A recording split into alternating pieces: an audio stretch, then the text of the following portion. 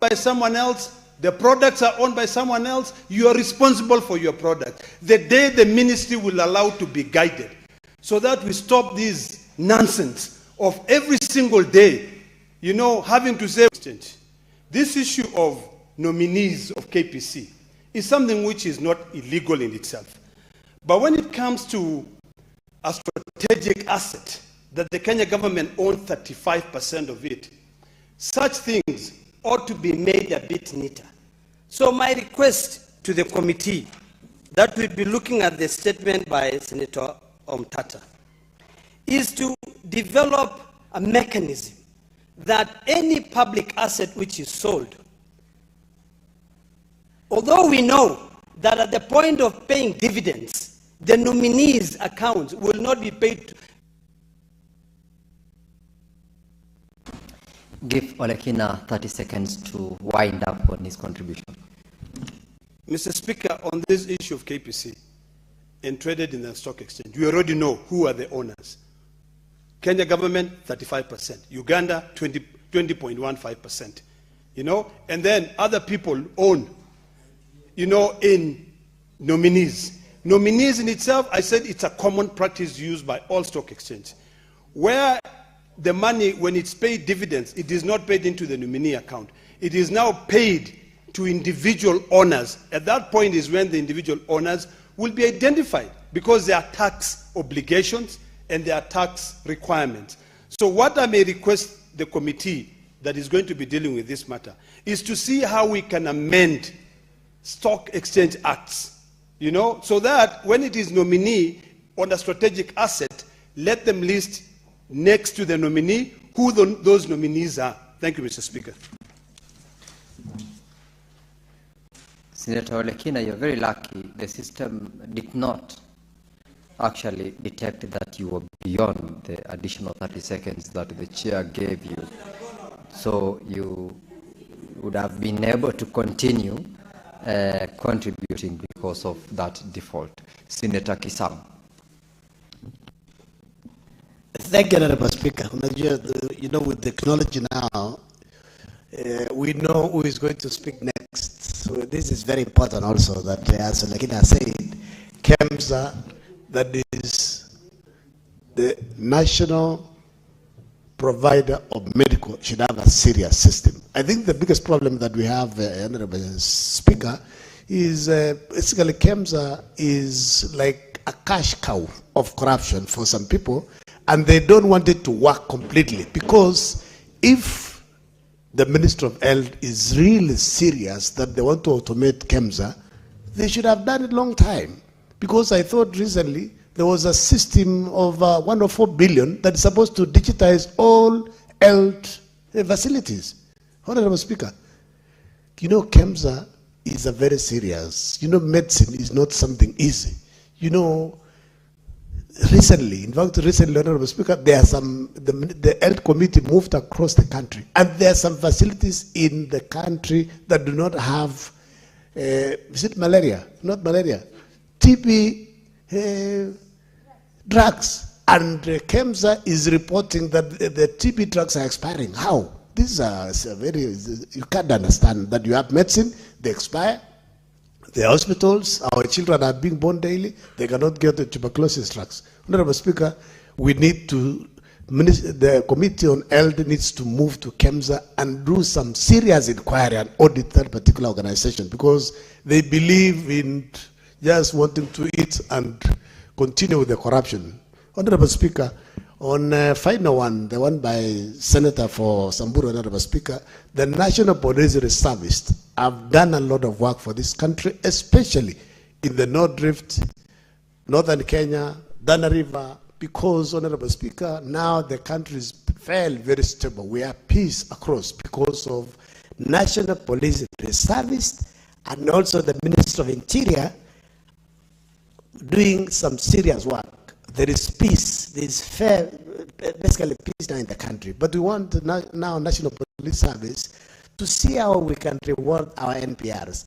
Maybe they need to be put now on a regular pay so that, they can help the families.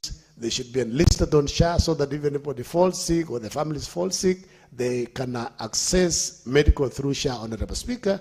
And then also one of the things that they need to do, those that they lost their lives because of banditry, killing them, or getting injured in the course of duty, Honorable Speaker, they need to find a way of compensating the families so that, you know, these particular families who have sacrificed to serve the nation, Honorable Speaker, get compensated and the children can go to school. They should even be educated. Your time is up, Senator Kisang. And just to remind you, Senator Kisang, while you were starting your contribution, you indicated that because of technology, you're able to know who is speaking next. For your benefit, the system just guides the speaker in terms of a pool of those who are asking to be given the opportunity to speak. Otherwise, it is the discretion of the chair to allow you in the formula or order that he so wishes to speak. Otherwise, the system will only guide in terms of the pool of those who are asking to be granted the opportunity. And therefore, with that discretion, I will allow Senator Mungatana to contribute to the statement. Thank you, Mr. Speaker. Mr. Speaker, asante Bwana Speaker. Bwana Speaker, mimi nasimama kuongea kuhusu National Police Reservists ambao kule kwetu sisi tunawaita ma-home guard. Bwana Speaker, hawa ma-home guard huwa wanafanya kazi muhimu sana, ama walinzi wa vijijini wanafanya kazi muhimu sana kwa kaunti yetu Tana River, lakini wanateswa. Wameandikwa na hii serikali wetu. Kwanza Bwana Speaker, walipelekwa training Disemba mwaka uliopita. Walienda training wakati wa Christmas na wakakaa huko mpaka mwezi wa kwanza Januari. Lakini Bwana Speaker, training walienda na viatu vya zamani. Nguo za training walipewa matambara ndio walifanyia nayo training, na wakafanyane mazoezi. Bwana Speaker, wakati wanatoka walipimwa na wakaambiwa wataletewa nguo mpya. Bwana Speaker, leo tuko karibu tunaenda kumaliza mwaka, hakuna nguo ambao wameletewa. Waliambiwa wataletewa hela, hakuna hela wamewekewa. Bwana Speaker, tangu waanze waliwekewa mwezi wa pili Februari 15,000, alafu wakawekewa 5,000 baadaye kwa Equity Bank. Mpaka leo hawajalipwa. Bwana Speaker, wewe unapewa bunduki G3, unapewa NP, alafu unaambiwa wewe unatunza kijiji, lakini huku hauna pesa, huku hauna namna. Watu wetu wanateseka sana kwa hii kazi ya home guard, Bwana Speaker. Na ningependa sana hii kamati ya ulinzi katika Senate waangalie hili jambo.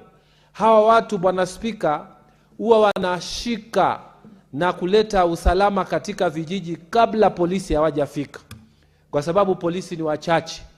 Sasa Bwana Speaker, wewe angalia namna hii, umeshika mhalifu pale kijijini, wewe tena ni kumtolea pesa umweke kwa bodaboda umpeleke police station. Kama mnachelewa kwenda polisi, wewe ni kutoa pesa yako tena umpatie chakula kabla haujamweka kwa bodaboda, na wewe ndio umemkamata umpeleke polisi. Na huko polisi Bwana Speaker, ni kama hawa watu hawajulikani sawa sawa. Bwana Speaker, sisi tunataka ukweli utokee. Tunataka kabisa waziri anayehusika atuambie hawa ma-home guard wetu.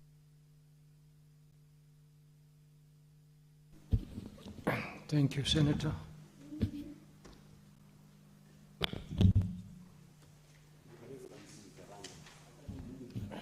Honorable Senators, I would like to acknowledge the presence in the public gallery this afternoon of a visiting delegation of 3 teachers and 49 students from Kiambo Senior School in Kitui County. The delegation is visiting the Senate for an academic exposition. On behalf of the Senate and on my own behalf, I extend a warm welcome to the delegation and wish them a fruitful visit. And I will ask Senator Mungatana to probably welcome them because they're your neighbor. You share a border with them. Mr. Speaker, I want to welcome the students into this Senate. We want to tell you, many years ago we were also students like yourselves, and we went through what you have gone through. Your parents, just like us, are putting a lot of effort so that you can succeed in life. For us, we want to make sure and wish you well that you will obey your teachers. Teachers will listen to the students. The problems we've been having lately will come to an end, and you will focus on your studies so that you can one day be seated here as senators and serve this Republic of Kenya. We wish you well, and thank you very much for making a visit here. You are very welcome. Thank you, Mr. Speaker. Thank you, Senator Mungatana. Senator Cherugei. Thank you, Mr. Speaker. Sir, I'll just tie up. You know, health is devolved. So when I see statement by the Senator of Murang'a and Senator of Kitui, I feel sad. Because yesterday, Mr. Speaker, you are aware we fought so much about increasing 13 billion to counties from 415 billion last year to 428 billion this year. Mr. Speaker, the issue of expired drugs, I saw the OAG report where it flagged that over 1 billion drugs are expired with KEMSA. And Mr. Speaker, the sad reality is that most of the expired drugs is what killing our people. In the OAG report, it was cancer, malaria, and HIV and AIDS drugs that has expired in KEMSA, Mr. Speaker. And it is not only in KEMSA, I want to inform the country, even in facilities that we went with the health committee, and I'm happy the Senator of Baringo was there, in Nandi, in Maraba sub-county, in Nandi Hill sub-county, in Kapsabet County Referral Hospital, and across the nation, Mr. Speaker. You know, the success of failure of devolution in this country, Mr. Speaker, sir, will only, the yardstick that we will use will only be based on health sector, Mr. Speaker. So, Mr. Speaker, I want to call upon the health committee, and I'm happy the Vice Chair is in the House and a number of colleagues to look into this issue because we want, Mr. Speaker. As I speak, I feel sad for the people of Lalamak location, Mr. Speaker, Diff Ward in Wajir County. I saw the elders in Wajir South coming out that there is no drugs in Wajir County, Mr. Speaker. Yet the COG chair comes from Wajir County, and they receive more than 12 billion, Mr. Speaker. But when you go to Diff Ward in Wajir South constituency, there are no drugs, Mr. Speaker. So it's very unfortunate, Mr. Speaker. We must come out and ensure our facilities have sufficient. Even on the issue of mortuary, Mr. Speaker, I was told here in Kiambu, the mortuaries are smelling. 5 kilometers, Mr. Speaker, when colleagues went there, 5 kilometers, you can feel the foul smell that comes from a number of mortuaries in Kiambu County, Mr. Speaker. So the issue of health will fall or succeed based on the commitment, Mr. Speaker, of our colleagues, Mr. Speaker. Mr. Speaker, with those many remarks, I yield back, and I hope health will be able to function in our country for betterment of our people. Mr. Speaker, I yield back. What's your point of clarification? I don't know whether it should be a point of clarification because I'm concerned, Honorable Speaker, that in my system, it is set to show that it's Senator Chimera seated on my machine. Is that in order, Honorable Speaker? That right now when I'm seated here waiting to submit on the floor of this House, the system does not show me as present but shows that it's Senator Chimera on my desk. Is that in order? Can the people who are handling this computer system do a much better job? Can you instruct them, Honorable Speaker, to do a better job? I take offense. Did you log in, Senator Veronica? I tried logging in, it didn't work. They brought me the card. So you've not logged in? I tried logging in even with the card. It still shows that it's Senator Chimera seated on my desk. What is this game now? Come and make this system. Senator Tams, please look into that issue. And I'm offended by that. Senator Okech.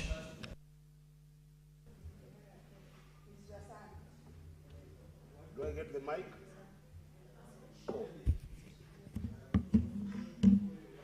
Mr. Speaker, I also rise to comment on the statement by Senator Nyutu on the expiry of drugs.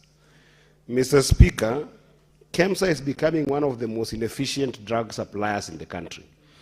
And Mr. Speaker, the problem is becoming an issue of inaccurate assessments by KEMSA, because KEMSA as a supplier of the most bulk and specialized medicine is constantly not using the right data to be able to look at this medicine. So that, Mr. Speaker, the problem of overstocking, whether it's deliberate for procurement people to overstock these drugs and make money of them, or just an issue of lack of data that is driving this overstocking, Mr. Speaker, must be assessed by this committee, Mr. Speaker. The second issue, Mr. Speaker, before the advent of devolution, we used to have ministerial basis for drug supplies, Mr. Speaker, so that the healthcare system that we used to have was more of a pull-based system. Right now it's a push-based system where it is heavily depending on counties to push some of these requirements, Mr. Speaker. And Mr. Speaker, our counties have been very notorious on two levels. Number one, Mr. Speaker, is that most of our counties still have serious issues of pending bills to KEMSA as a centralized system. They do not want to explore other systems that can be able to supply drugs, because KEMSA is a supplier just as any other person. But even bigger problems becomes on low ordering rates by counties based on the fact that some of the counties are selling drugs from the hospitals, Mr. Speaker. Let's call a spade a spade. When KEMSA sends them drugs in the counties, Mr. Speaker, like in Migori County, I know for a fact, Mr. Speaker, that Migori County has got people who are working for county government that own chemist shops, Mr. Speaker. So drugs are taken out of chemist shops, from hospitals. They are put in chemist shops by governor's friends. Once they are put in chemist shops, Mr. Speaker, a diagnosis is done. After that, a patient is told to go and buy drugs from the governor's friends, Mr. Speaker. So they don't want to buy through a KEMSA system, Mr. Speaker. This is the menace that must be audited, and I hope that this committee will go to the county government, start with Migori County government, go and audit the inventory for drugs and the governor, so that the governor can tell us who are owning the chemist shops in Migori County, who are owning the chemist shops in Nandi, where Senator Sheregai comes from, who are owning the chemist shops in Bungoma, where Senator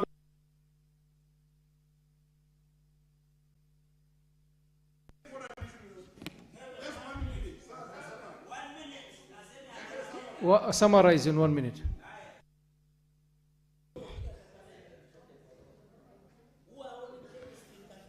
Mr. Speaker, I am saying the logistical inefficiencies of drugs in our counties.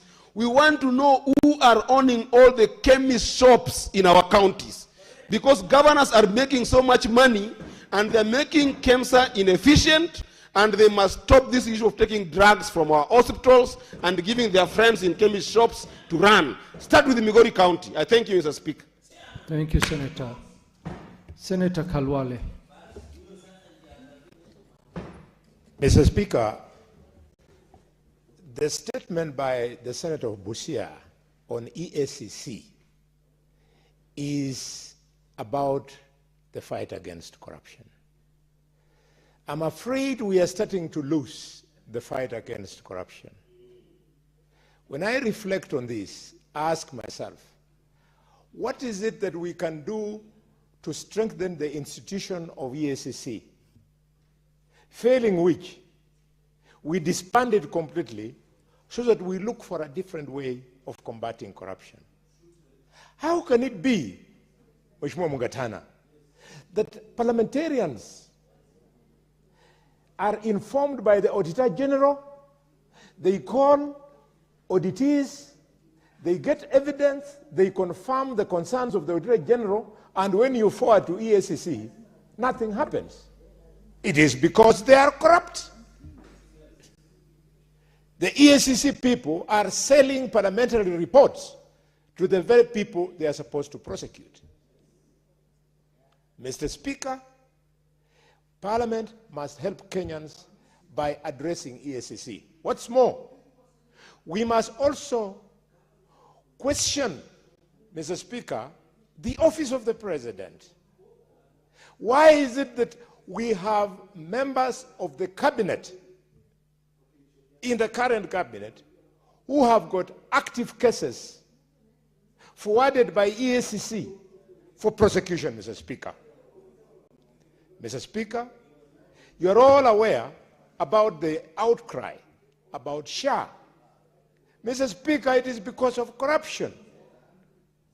Mr. Speaker, for the last 4 days, the so-called pre-authorization that is supposed to be done before a patient accesses services of SHA, there is a countrywide collapse of the network and or downtimes of that network, Mr. Speaker. Mr. Speaker, it is because there is a deliberate effort by corrupt people in the hospitals to ensure that the services of SHA are not accessed. Instead, members of the public who have been contributing to SHA are asked to pay in cash. Mr. Speaker, you are aware that as of yesterday, 204 schools have closed down because of the unrest. Mr. Speaker, it is because of corruption. Mr. Speaker, why is capitation money either delayed or not sent to schools, forcing the headmasters not to give? Thank you, Senator.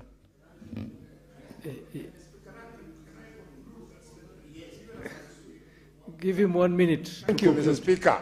Mr. Speaker, the issue of the 204 schools, we are all quiet. The ministry is quiet. The appointing authority of the minister is quiet. Parliament is quiet. And our children are dying in schools. It is because of corruption. In some of the cases, Mr. Speaker, corruption is responsible for the active cases against criminal students who have been arraigned before court to be dragged on and on for years until they eventually released and members of the public are not aware. We must fight corruption. I thank you, Mr. Speaker. Thank you, Senator. Senator Dulo. Thank you, Mr. Speaker. Thank you, Mr. Speaker. I wish to support two statements.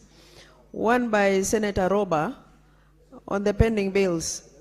Mr. Speaker, I wish to congratulate this House having rejected the passing of a pending bill for Mary County. It's because of personal interest. That's why the House was forced actually to pay the pending bills. Mr. Speaker, we are not doing very well as far as pending bills are concerned. Many of our businessmen, they are really languishing in poverty. Counties are paying fake pending bills. And I know this budget we struggled to pass yesterday. It's going to go into campaign. And the institution that are mandated to oversight the usage and utilization and accountability of those budgets, they are in slumberland or they are in bed with those corrupt county governments. Mr. Speaker, I wish this House, instead of us always lamenting, especially Finance Committee, you need to take serious measures as far as pending bills are concerned because they keep on accumulating. You can imagine a county having pending bills for legal services, over 100 million. What are they doing, you know? There are pending bills that are not even going down from 1.5 or 1.2 billion, like my own county. The only people who are paid pending bills, Mr. Speaker, are those who are politically correct. I think as a country, we stop lamenting and we take serious action. Finally, on the NPRs, we need actually to see how we can formally engage NPRs because they complement the work of police and also APs. Whenever we have challenges, Mr. Speaker, those people are the ones who are in forefront. Secondly, the manner in which NPRs are actually given out in those counties, there is so much corruption that is going on. Those who are politically correct are the ones who are given NPRs. The rest are left out. Some of the people, they are even given NPR firearms. They sat in town and chew mara instead of being in the bush to help the pastoral communities or defend the communities where they are supposed to be assisted. So certain things needs to be done. Yes, there is a lot that the government is doing as far as NPR in those affected areas is happening, but it should be done in a transparent manner. I thank you, Mr. Speaker. Thank you, Senator Morango. Asante sana Mr. Speaker. Ningetaka kuchangia taarifa ambayo iliombwa na Senator wa Kitui, Senator Wambua. Mr. Speaker, matatizo ya afya katika gatuzi zetu zimekuwa nyingi sana na imekuwa ni changamoto. Sana sana kwa upande wa wale ambao wanaangalia kuhakikisha kwamba kila kitu kinafanyika kwa njia iliyo sawa. Mr. Speaker, msongamano katika hospitali zetu ni jambo la dharura. Kwa sababu Mr. Speaker, wakati watu wamekuwa wengi, wengine wanalala kitanda kimoja na wale wanalala katika kitanda kile kimoja ni wagonjwa. Kwa hivyo wanaweza ambukizana magonjwa, na ya pili ni kwamba mgonjwa anafaa kupata mahali dhabiti ambapo anafaa aweze kupona. Mr. Speaker, katika Kirinyaga mahali imetoka Mr. Speaker, tumekuwa na changamoto kubwa sana kwa sababu ya mandawa, zile picha ambazo zinapigwa wagonjwa. Juzi kulikuwa na ile lift ambayo ilikuwa imeharibika takriban ya miezi mitatu. Tumekuwa na changamoto ya wahudumu afya ambao wengine hawajalipwa mishahara na marupurupu yao kwa miezi mitatu na wengine miezi 4. Mr. Speaker, wale wahudumu ambao wanaosha wagonjwa, wale ambao wanahakikisha kwamba hospitali zetu ziko safi, wale wanaangalia maradhi na kuhakikisha kwamba wagonjwa wamekula, wale ambao wanashikilia wagonjwa wakati wanatoka kwenda kuota njua, kwa wale ambao hawezi tembea Mr. Speaker, wakati hawajalipwa takriban miezi 3, inakuwa ni changamoto kubwa sana. Lakini Mr. Speaker, wakati tunapoongea kama maseneta kuhusu matatizo inayowakumba wafanyikazi wa hospitali zetu kama pale Kirinyaga, unapata ya kwamba wale wengi ambao wameajiliwa wanakuja wanauziwa uoga na kuambiwa atakayeongea atafutwa kazi. Wanaendelea kuteseka. Tunasahau kwamba wale ni watoto wa watu.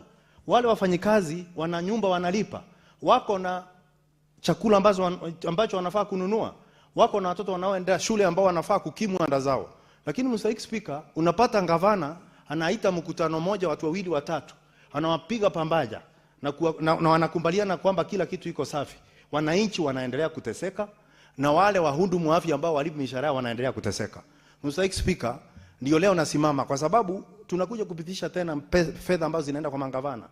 Waweze kuchukua jukumu, waache kuzimbia panya shimo kwa mikate wakitarajia watakufa. Mr. Speaker, waweze kuchukua majukumu yao na wajue ya kwamba hata wakiendelea kutukashifu sisi tunaoongea haitaokoa maisha ya wale ambao tuko nao Mr. Speaker. Kwa sababu Mr. Speaker, Waswahili wanasema ukikuja ukashifu mwenye akili hakuwezi kuondoa ujinga wao. Sasa tunataka ujinga huo uondolewe katika nchi zetu, watu wetu waweze kupata matibabu. Thank you, Senator Wakoli.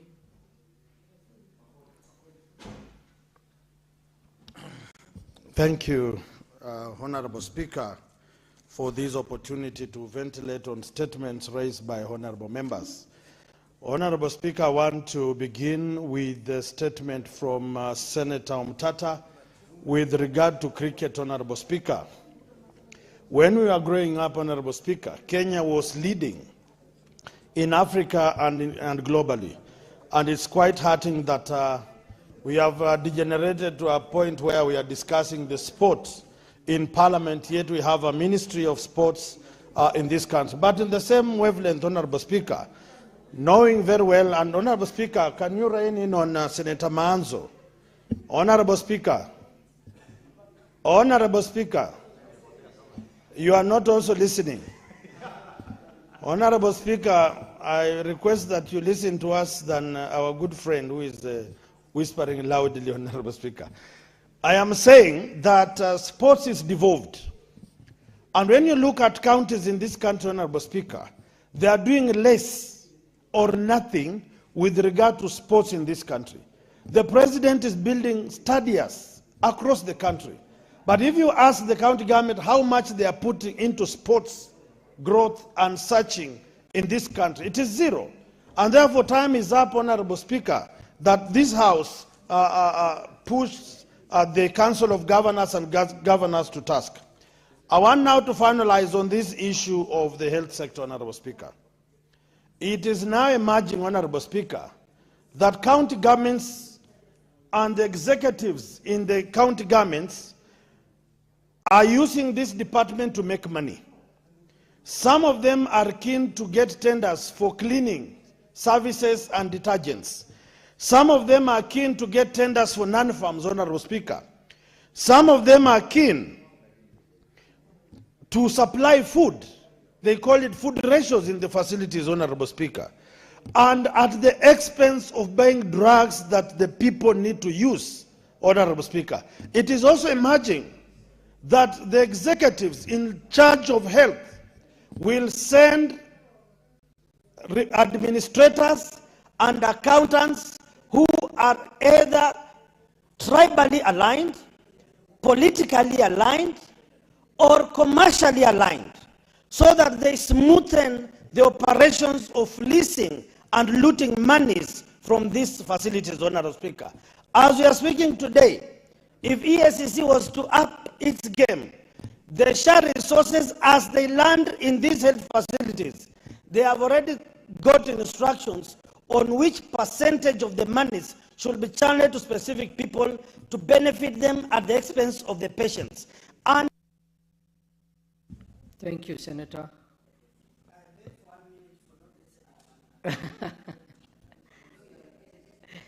Give him 1 minute. Conclude. Thank you, Honorable Speaker, for being gracious against these marauding senators behind me, Honorable Speaker. I want to communicate to the great people of Bungoma. What I've clearly said here is happening on the ground. And I will work with you and work with you and ensure the cartels that are fleecing the resources in the health sector are brought to book.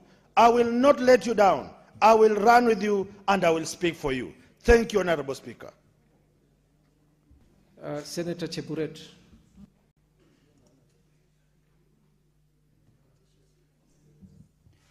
Okay, thank you, Mr. Speaker, for the opportunity you have given me to also contribute and make a positive comment about the statement that has been read by Honorable Senator Lelengwe for Samburu County.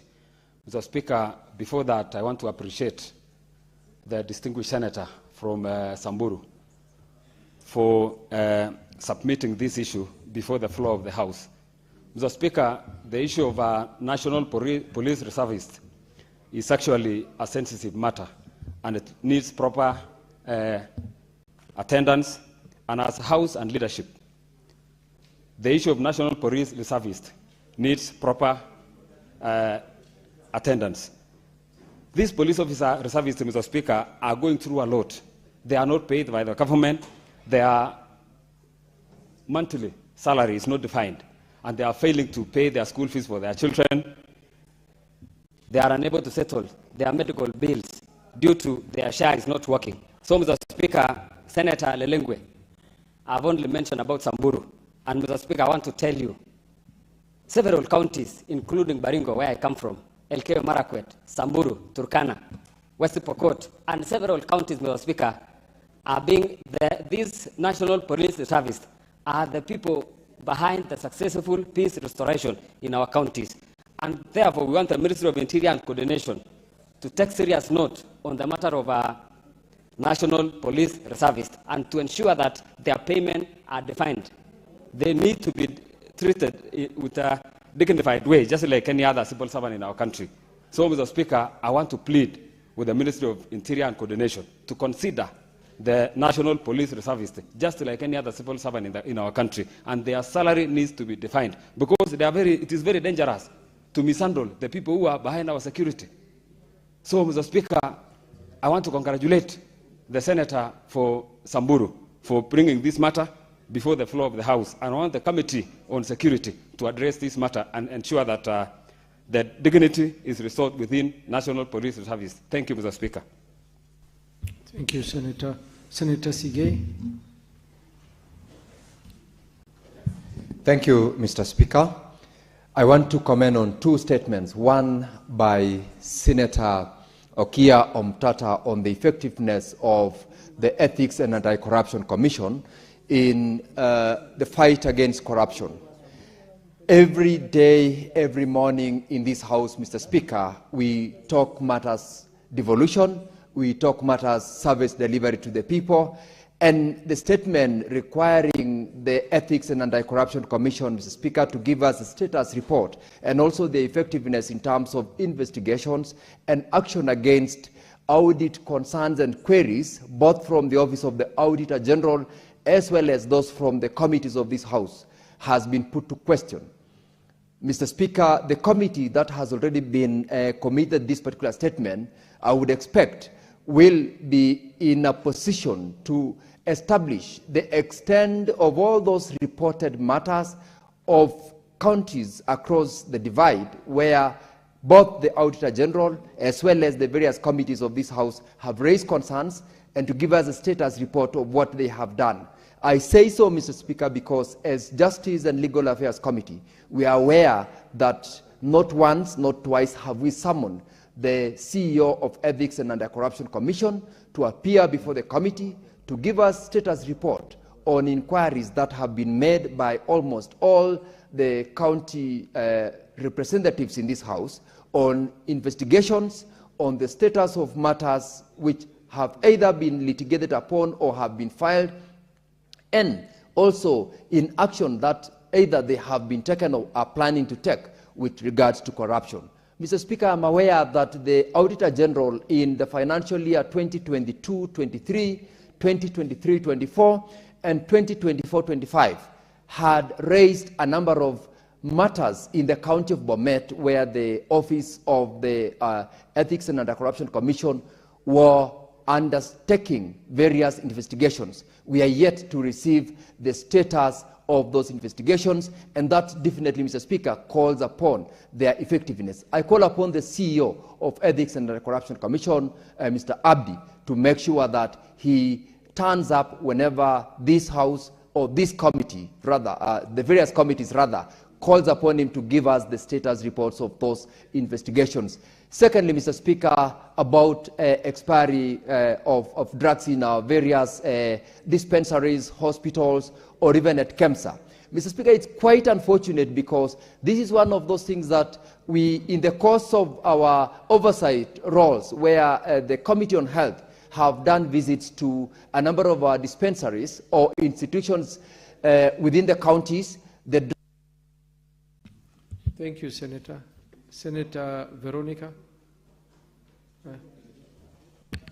Thank you, Honorable Speaker, for the opportunity to comment on the statement by Senator Hamida on GBV, and I'll also comment on the statement on the health status of Kitui General Hospital, together with the hospitals in different counties. Honorable Speaker, and I'm also grateful that after a long wait, you've given me the chance. The system locked me out, and I was pushed to the last person in the queue. Honorable Speaker, it is very sad to note that in the Republic of Kenya right now, we have had increasing numbers of gender-based violence cases, which are now rampant across counties, with some of the urban counties being affected very negatively, Honorable Speaker. Just a few minutes ago, I have seen a case in Nyeri County where a woman's body has been dismembered, put in a sack, and positioned near a certain village, Honorable Speaker, at a place where it is clear that whoever dismembered that lady intended to take some of the organs from her body. Honorable Speaker, it is very, very sad that in this day and time, when we have technology that could assist in curbing crime, we have had more women suffering gender-based violence cases, and we have had cases of femicide which continue to remain unresolved. Honorable Speaker, We must take an approach now, and as the committee looks into these issues and looks into this statement, Honorable Speaker, the whole community and the whole society now must take an approach that helps women to be emancipated from this kind of violence that we are seeing becoming rampant. Honorable Speaker, it is important that we criminalize any form of violence against any gender, and specifically against women. Honorable Speaker, we have seen most of the people who are victims of this gender-based violence, some of the aggressors are coming from a relationship that they have with the victim, Honorable Speaker. So you find within our homes, there is very high level of gender-based violence. Women are not only being beaten, but after relationships are broken, Honorable Speaker, women are suffering the blunt end of broken relationships, because most of these people who are aggressing against the women and against girls are either partners or friends or spouses or people within a setup where they have a relationship with the woman who is aggrieved. It is very sad, Honorable Speaker, and we are looking up to the CS security to come up with very serious measures. Thank you, Senator Chute. We are out of time for the statements. Give her half a minute to conclude. Okay, thank you, Honorable Speaker. We are calling upon the CS for security, interior, to ensure that these cases are resolved, Honorable Speaker. I have looked at one of those cases where a woman was murdered in Kilimani, and the case was in Nakuru. And Honorable Speaker, these cases remain unresolved. We are looking up to the CS for security to ensure that we have speedy conclusion of all these investigations and the culprits can be brought to book. Thank you, Honorable Speaker. Thank you, Senator Chute.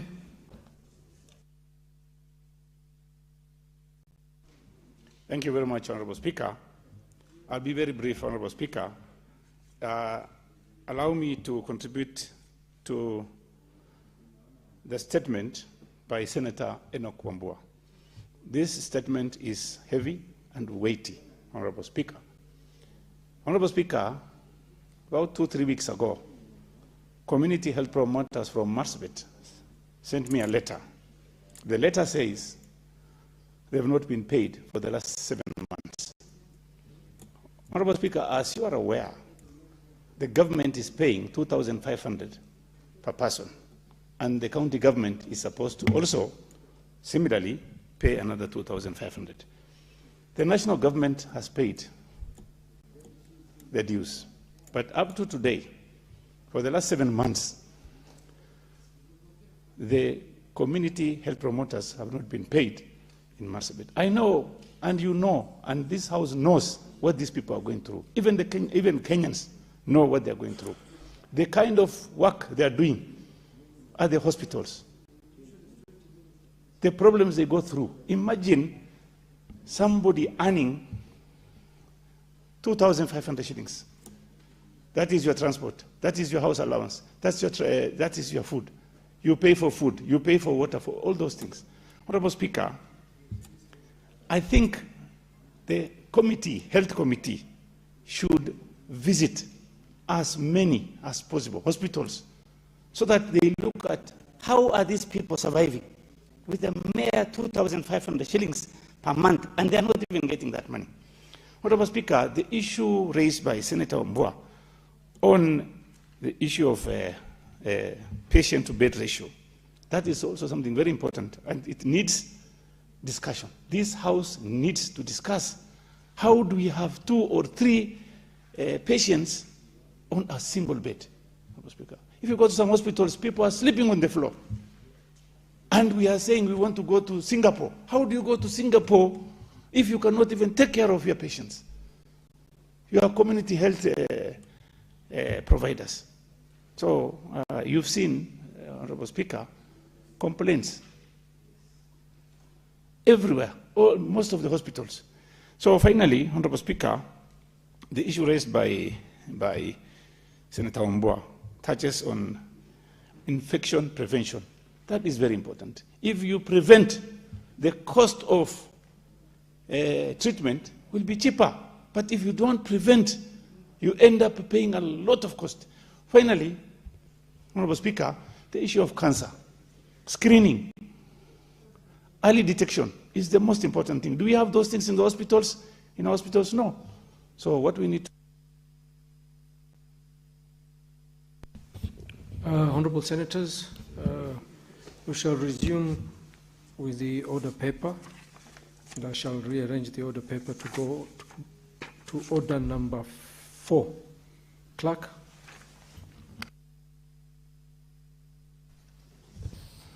Order number 4, petitions. Senator Veronica.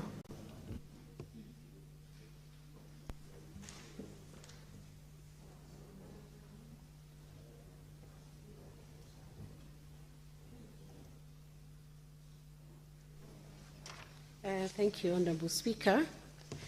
Honorable Speaker, this is a petition to the Senate on the illegal freezing of salaries and the exclusion of 313 seconded early childhood development education ECDE program officers from statutory pension rights under Cap 189.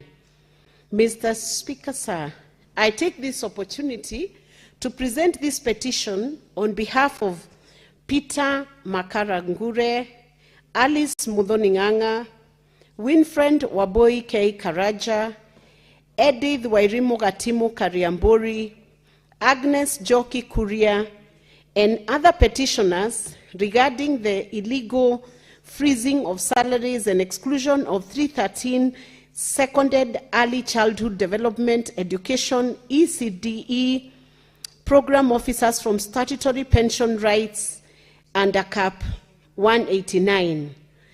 We, the undersigned citizens of Kenya and seconded ECDE program officers, active and retired from the Teacher Service Commission to various county governments, draw the attention of the Senate to the following: that following the devolution of pre-primary education, 313 ECDE program officers were released by the Teacher Service Commission to county governments with effect from 1st July 2015 as permanent and pensionable officers. That upon the transfer of these officers, the National Treasury and the Integrated Personnel and Payroll Database IPPD Department recategorized their payroll status from Pay Group AA, being the National Non-Contributory Pension category, to Pay Group AB, being a local contributory category. 3, that this recategorization was irregular and has had the effect of subjecting the officers to unlawful contributory pension deductions, including deductions to provident fund arrangements such as lab trust in some counties, despite the officers being entitled to non-contributory pension terms under Pension Act Cap 189. That the placement of the officers under Pay Group AB created a technical barrier that disconnected them from salary reviews applicable to their cadre under the Teacher Service Commission, the Public Service Commission, and the County Public Service Salaries Adjustment and Collective Bargaining Agreement benefits. That, as a result, the affected officers' salaries have effectively remained frozen at 2015 levels, causing them to miss salary increments under the 2017 to 2021 collective bargaining agreements, subsequent salary reviews in 2023, and the 2025 to 2029 increments. Honorable Speaker, that the salary stagnation has in turn depressed the officers' pensionable earnings, thereby exposing both serving and retired officers to reduced pension benefits that do not reflect their lawful entitlement or their years of service. That recognizing this grave error and the irreparable prejudice likely to be suffered by the officers, the National Treasury issued a directive dated 22nd March 2022, reference TNT PENS/15/4/20 expressly requiring that the officers be restored to their rightful status under the Pension Act, Cap 189. That despite the said directive, the Teacher Service Commission and the IPPD department have failed to effect the required recategorization, thereby leaving the officers in prolonged administrative limbo for over a decade. That the affected officers now face double exclusion in that they are denied TSC-related salary progression because of the AB coding, while at the same time they are not fully integrated into county or public service payroll structures because they remain substantively officers of the Teacher Service Commission. That retired officers in this category are already suffering prejudice because their pension awards are being computed on outdated and frozen salary scales instead of reconciled salary levels, resulting in unfairly low pension payments. That the officers who have retired and those due for retirement stand to suffer irreparable financial loss unless urgent corrective measures are taken, including restoration of the proper payroll category and reconciliation of their service records, including GP69 cards where applicable. Wherefore, your petitioners pray that the Senate investigates the matter with a view to 1, recommending that the directive of the National Treasury is implemented and that all historical data migrated from the legacy system is corrected to reflect a non-contributory status and to simultaneously update the officer's manual GP69 service records to reflect continuous service with zero service gaps from 1st July 2015 to date. 2, recommending that a comprehensive salary audit and reconciliation for the 313 officers, effective 1st July 2015, be done to include all annual increments and collective bargaining agreements, CBA salary awards 2017 to 2021, 2021 to 2025, and 2025 to 2029 that were missed during the period of suspended status. 3, recommending that the National Treasury releases arrears arising from the corrected salary scales and allowances, house, medical, and leave allowance to all active and retired petitioners. 4, recommending that the revision of pension awards for retired officers in this category be done using their newly reconciled final basic salary as the base for calculating their monthly pension and lump sum gratuity under Cap 189. 5, recommending that any contributory provident fund amounts, LAPTRA / CPF, deducted in error from the petitioner's salaries be stopped and refunded with interest without affecting the officer's non-contributory rights under the Pension Act.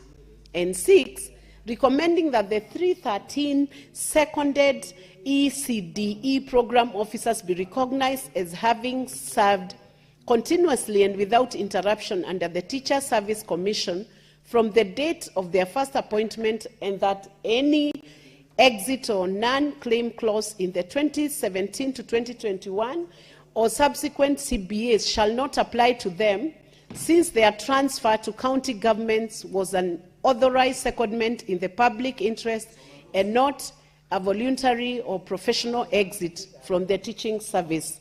That is the petition from the petitioners, and I beg Senate to consider this an award as requested by the petitioners.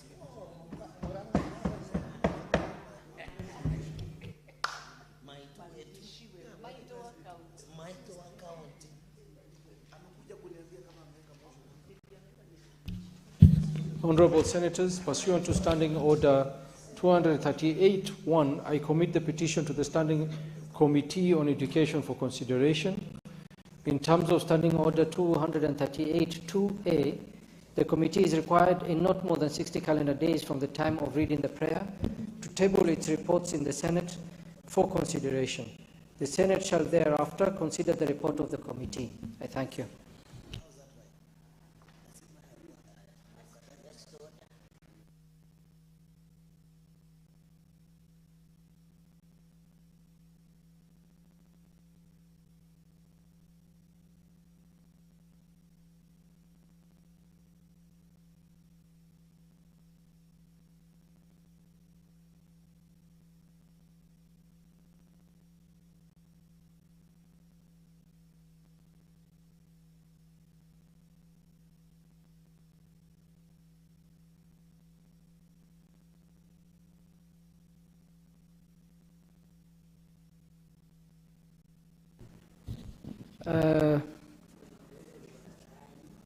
We shall rearrange the order paper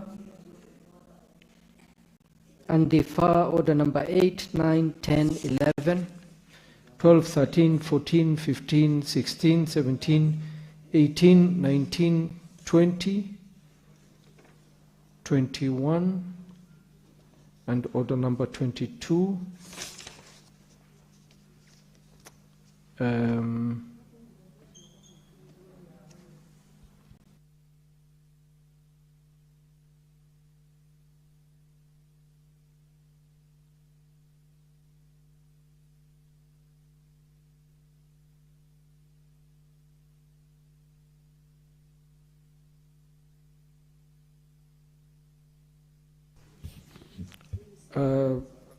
And I'll rearrange the order paper so that we consider order number 25, then followed by order number 24, and order number 23.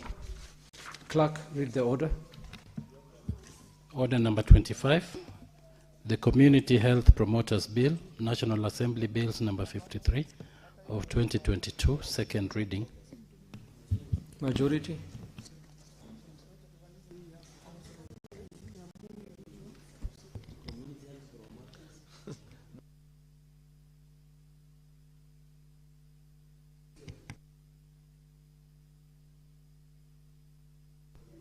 Nenge Mike. Very good. Mr. Speaker, sir, I beg to move that the Community Health Promoters Bill, National Assembly Bill number 53 of 2022, be now read a second time. Mr. Speaker, the Community Health Workers Bill, National Assembly Bill number 53 of 2025, the proposal is to amend the title of the Community Health Promoters Bill, was published in the Kenya Gazette Supplement number 183 of 2024, dated 10th November 2022. This bill passed the National Assembly on the 2nd of December 2024 and referred to the Senate for consideration. The principal object of this bill is to regulate the practice of community health promoters, that big army called CHPs, which many of us have come to love, and to establish the Community Health Promoters Council. Community health promoters serve as a bridge between communities and health care systems. They are trusted members of their communities, possessing a deep understanding of local cultures, language barriers to health access. This enables them to provide culturally appropriate health education, promote preventive care practices, and facilitate access to essential medical services. Their unique position allows them to build strong relationships with individuals and families, nurturing trust and encouraging active participation in managing own health. CHPs, Mr. Speaker, impact and are of great importance to our society. Their contribution to the health ecosystem in this republic cannot be gainsaid. They increase access to health care, they promote healthy behaviors and cultural practices, discourage communities from engaging in retrogressive cultural practices that injure the health of members of the society, because they are members of that community and they engage and participate in it. By empowering community to take control of their health and connecting them with the necessary resources, CHPs contribute to more equitable and sustainable healthcare systems, ultimately leading to healthier societies. They also reduce burden on hospitals and clinics, providing essential care at the community health level. Even though the first schedule of the Health Act, Cap 241, designates community health services as a level 1 service delivered by community health extension workers, the majority of community health workers now called CHPs are volunteers. I think I heard somebody, it was Senator Cherargei, yesterday say that actually this stipend of 5,000 that they are paid is against the law. But I want to believe that this consideration they get is not compensation for the work that they do. It more of, to me, looks like an appreciation more than a salary, because there's no way you can pay anybody a salary of 5,000. But then This week I was somewhere with some governors, and I was asking them, while we were just discussing about this division of revenue and why. You remember we had requested, Mr. Speaker, that on division of revenue, we take the 2,500 share of the national government and make it part of shareable revenue to counties. Why does national government insist on holding on to 2,500 shillings to CHPs as opposed to sending it direct to counties? And that is something that remains, needs to be discussed. And they were telling me that majority leader, to you, 2,500 shillings is nothing. But we can tell you that these 5,000 shillings means a lot to many of these guys. It is over and above what they earn or what is their daily income. And it helped me appreciate something that I was once told, that as a leader, never lose sight of perspective. That there are many times, Mr. Speaker, that you say things as you see them just as a leader. But a good leader sees things sometimes also from the constituents' perspective and the people that you represent. So while 5,000 may be nothing to a wealthy don from Garissa called Abdul, Mr. Speaker, not you, I'm talking about another Abdul who's my friend.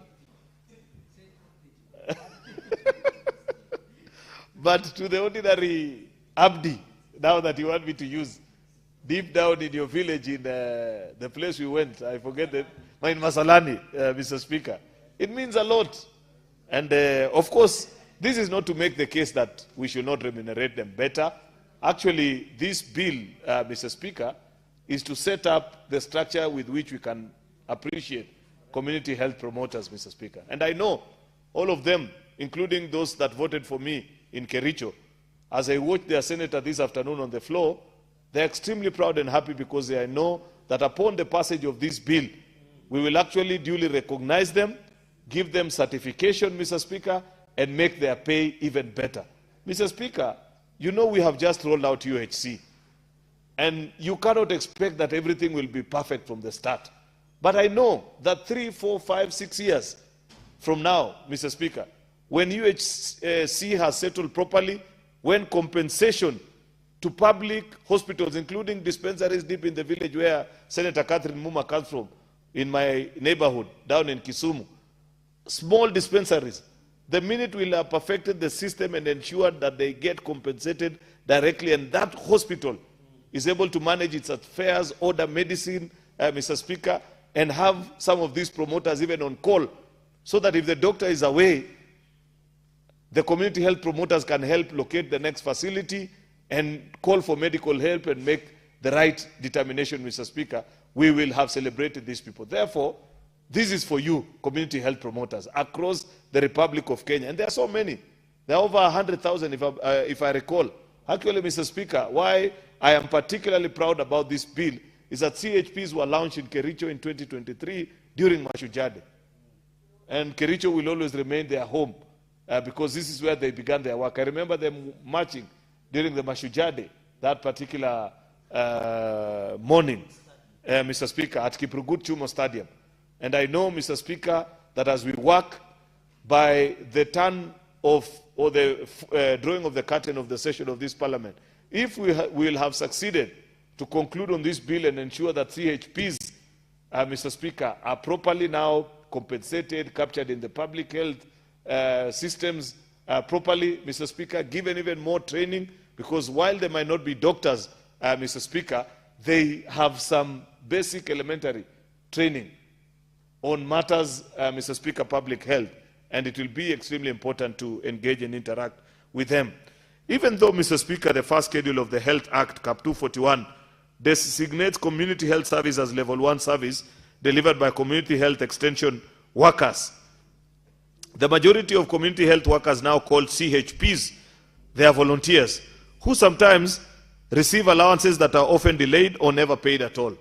It's embarrassing, Mr. Speaker, that there are certain counties that delay even these little 5,000 that you are talking about as compensation to these volunteers, Mr. Speaker. Why we are proposing a legal framework is to enhance their recognition and regulation so as to allow them to be entrenched in the government health delivery system, and it establishes the Community Health Promoters Council and the Community Health Promoters Disciplinary Committee to regulate the conduct of CHPs. I have a challenge with that proposal, Mr. Speaker, because much as health is a special and a unique service, we will have to find a way. You know, Senator Manzo, when county employees misbehave, generally all of them, it is the County Public Service Board that punishes them, the same way it handles their promotion and disciplines them in case of misbehavior. But also remember, one thing we have not been able to successfully do as legislators is to establish a nexus between County Public Service Board and the professional bodies that many of these staffers belong to. If it's accountants, Mr. Speaker, how do you link the County Public Service Board with ISPAC and even recommend sanctions against, say, an accounting officers who participate in fraud? Last week, Mr. Speaker, I was chief guest at the Kenya Institute of Supply Chain Managers Association in Naivasha. And you're interacting with all the supply chain managers from our 47 counties, Mr. Speaker. Your people from Makueni, some of them spoke. There are people from Siaya, across the country, Mr. Speaker. And the thing that we must all agree is that we must create, as Parliament, particularly us as senators, the nexus between regulatory bodies that regulate professional practice, ISPAC for accountants, KISM for those that are in supply chain, KPMDU and Nursing Council, those ones for those that are in the health space. So we will have to locate for these particular CHPs, there are elements that have to be handled. Issues of discipline, issues of transfer, issues of their promotion, the scale at which they enter the workforce, Mr. Speaker. Those needs to be handled by the Public Service Board. But then we will have to set the agreement with the regulating bodies in the health practitioners space, Mr. Speaker, to see where these CHPs will fall under. These committees, Mr. Speaker, will actually find time to look into this and guide us on how we conclude. So under Part 1, Mr. Speaker, which comprises Clause 1, Clause 2, Part 2 comprises Clause 3 to 16, and all so on and so forth. Therefore, this is a very straightforward bill, Mr. Speaker, which I believe members of the Senate must certainly give it the priority that it deserves. Senator Mungatana, you know very well that there are thousands of CHPs deep down in Tana River. If there is a favor that you can do to them, and those that attend to them, my good brother, or those that draw service from them, is to ensure that you motivate them. Set up the regulatory framework like you are proposing in this particular bill, so that when they go to vote next election in Tana River, they have a reason to say, I sent a man to the Senate who represented my interest, and they made sure that I am properly considered. And the same passes for all of us. I am sure colleagues have various thoughts on how they think maybe certain matters need to be handled. I know, for example, one of the challenges that we will experience is how do you transfer them from being this voluntary basis into the cycle of public service, given that they were not necessarily competitively recruited. We normally have a very big challenge with that. Here in Parliament, for example, I know when I served in a Parliamentary Service Commission, there were staffers that we had requested from other government entities, like NYS and the rest, to do various duties here within Parliament. And they had served for long, until one time we said we need to have them part and parcel of the parliamentary staffers. But it became a huge challenge, because the constitutional dictates that we all live and work under, Mr. Speaker, require that all public service appointments be competitively recruited. Yet we know that these people provide a specialized service. Therefore, there are certain things that we will have to find a way, a neater way of clearing and sorting all those things. Therefore, Mr. Speaker, it is my utmost hope that members will share their thoughts on how we can shape this space of community health promoters, Mr. Speaker, to ensure that they serve in the village. Some of them actually provide service which maybe doctors will struggle to. They perform certain things which even modern hospitals will struggle with. Don't underestimate the value of traditional medicine and people who have local knowledge on certain localized health challenges, Mr. Speaker. They know, because many of us here that have the distinct privilege of coming from villages, Mr. Speaker, that are serene. You know, I was saying that because I saw a clip the other day of somebody, I think it was a senator of Nairobi, making it appear as if there's anything to be celebrated about coming from the city. To me, if I had the choice, Mr. Speaker, because it's by nature that you choose what you represent, but if I had the choice, I'd pick the village any day over the city, over this clogged up city with all the challenges, many of these things. And I know many of you will do the same. Therefore, I was saying that there are unique challenges, Mr. Speaker, that come with working in the city and ensure in the villages that these CHPs can handle better than even our other health practitioners. Therefore, Mr. Speaker, I want to listen to colleagues, share their thoughts and ideas on this particular topic so that we can progress and move with it and help achieve universal health care.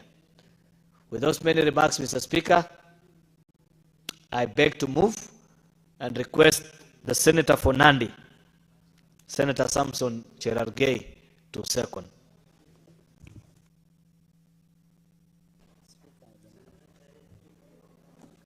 Seconder, proceed.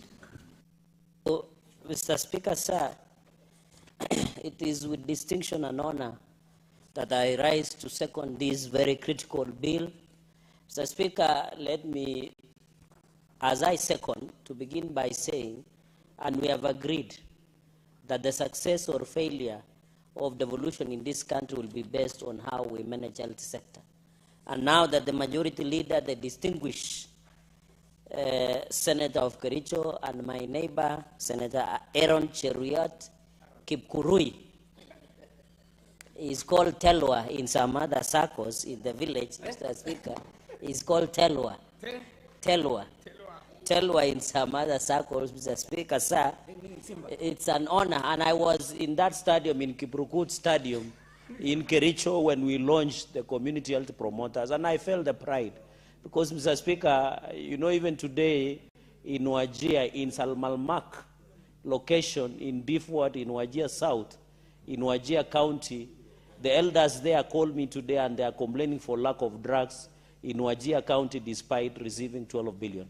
Mr. Speaker, we have spent many minutes and hours here discussing about 1 billion expired drugs that is with KEMSA, Mr. Speaker, and mostly are cancer drugs, they are malaria drugs, they are HIV and AIDS drugs. And most of these drugs, Mr. Speaker, are drugs that should assist Kenyans. Mr. Speaker, for us who are village senators, we attend a number of funerals over the weekend, and most of our people are dying because of cancer.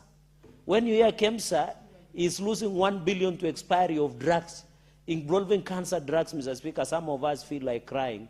And I'm disappointed because this is the OAG report which did the report. But, Mr. Speaker, we hope and believe that for the last 15 years, 4 trillion Kenya shillings have gone to our counties. We are yet to see the value of that 4 trillion Kenya shillings, Mr. Speaker. I'm aware the budget has just been read today by the CS of National Treasury, Mr. Speaker, where we are going to give counties 428 billion, an additional 13 billion from 415 billion. We want this money to give value. Mr. Speaker, yesterday we did move the county government's additional allocation bill. And let me begin from there, Mr. Speaker. The community health promoters received 3.2 billion in terms of stipend. I'm happy the majority leader, while moving, Mr. Speaker, has indicated that this is a stipend, Mr. Speaker, because the minimum wage of this country is 18,000. So if the national is paying 2,500 shillings and the counties are paying 2,500, which is normally late because of late exchequer releases. And the ministers of national treasury since 2013 have always violated Article 219 by delaying the disbursement of cash to our counties, Mr. Speaker. This issue of remuneration, we must look at it. I agree this could be stipend. It means a lot. 5,000 means a lot for someone who wants nothing. But that one should not allow us to violate Article 41 and Labor and Relations Act. I'm happy the majority of the leader who is the mover of the motion has indicated that this is just the framework. This is the baseline. This is the foundation where we'll be able to come up with remuneration for our community health promoters, Mr. Speaker, because we don't want to suffer like ECD teachers. Even from Nandi, Mr. Speaker, my ECD teachers are scheduled to go on a strike. Mr. Speaker, we should not subject employees working for counties at the mercy of governors, Mr. Speaker, who don't see the value of those people. Yet you still find ghost workers in a number of counties. You saw Uasin Gishu County has around 765 ghost workers, according to financial year 2024-2025, which are used for political expediency, Mr. Speaker. So in Nandi, for example, Mr. Speaker, under this financial year of 26-25, because I'll be very brief and efficient, Mr. Speaker, Nandi is going to receive 96.60 million towards community health promoters in the county government additional bill as per Article 202 of the Constitution of the Republic of Kenya, Mr. Speaker. So, Mr. Speaker, out of 3.2 billion, 96.6 million will go to Nandi to support. Mr. Speaker, my only request is that let us ensure timely disbursement so that as the national government gives 2,500 shillings, the counties are able also equally to give 2,500 in good time. 5,000, Mr. Speaker, I highly doubt, because I know the Don Abdi of Garissa cannot eat 5,000 for lunch. 5,000 is when you go to Serena or Kempinski, Villarosa, and I saw my brother Senator Aldama was in France. I don't know whether 5,000 will be enough for the king of Ma to even have some salad in a very high-end restaurant somewhere in France, Mr. Speaker, or in the streets of Paris, Mr. Speaker, especially after visiting the Eiffel Tower in somewhere in France, Mr. Speaker. So I agree with the majority, and I hope, Majority Leader, when we pass this, we must come up with how we can ensure they are remunerated, because I know Senator Chute, who is my very good friend, also have similar concerns. We appreciate, Mr. Speaker, and I'm happy, because I'll only make 3 points. My second point is I'm happy that these community health promoters, we have been provided for under the second schedule, that their work is community health, Mr. Speaker, psychology, counseling. Mr. Speaker, I want to add, if it is not too much trouble, and request Majority Leader, who was the ear and eyes of the President, to also ensure community health promoters visit some of our schools so that they can be able to provide psychology and counseling to our children who continue, a number of them, to ban schools and school unrest and strikes, Mr. Speaker. It is important, Mr. Speaker, especially women in home who have just passed, it's called, when there is a name that is normally said when a woman has just delivered, they sometimes have depression. I think this is very important on psychology and counseling. Mr. Speaker, on community health, you know, a number of our people suffer because of preventable diseases. Just ensuring that water is well treated, ensuring cleanliness. Mr. Speaker, did you notice when we implemented fully the issue of cleanliness, the issue of wearing masks and sanitization, a number of diseases in Kenya just flew away, Mr. Speaker.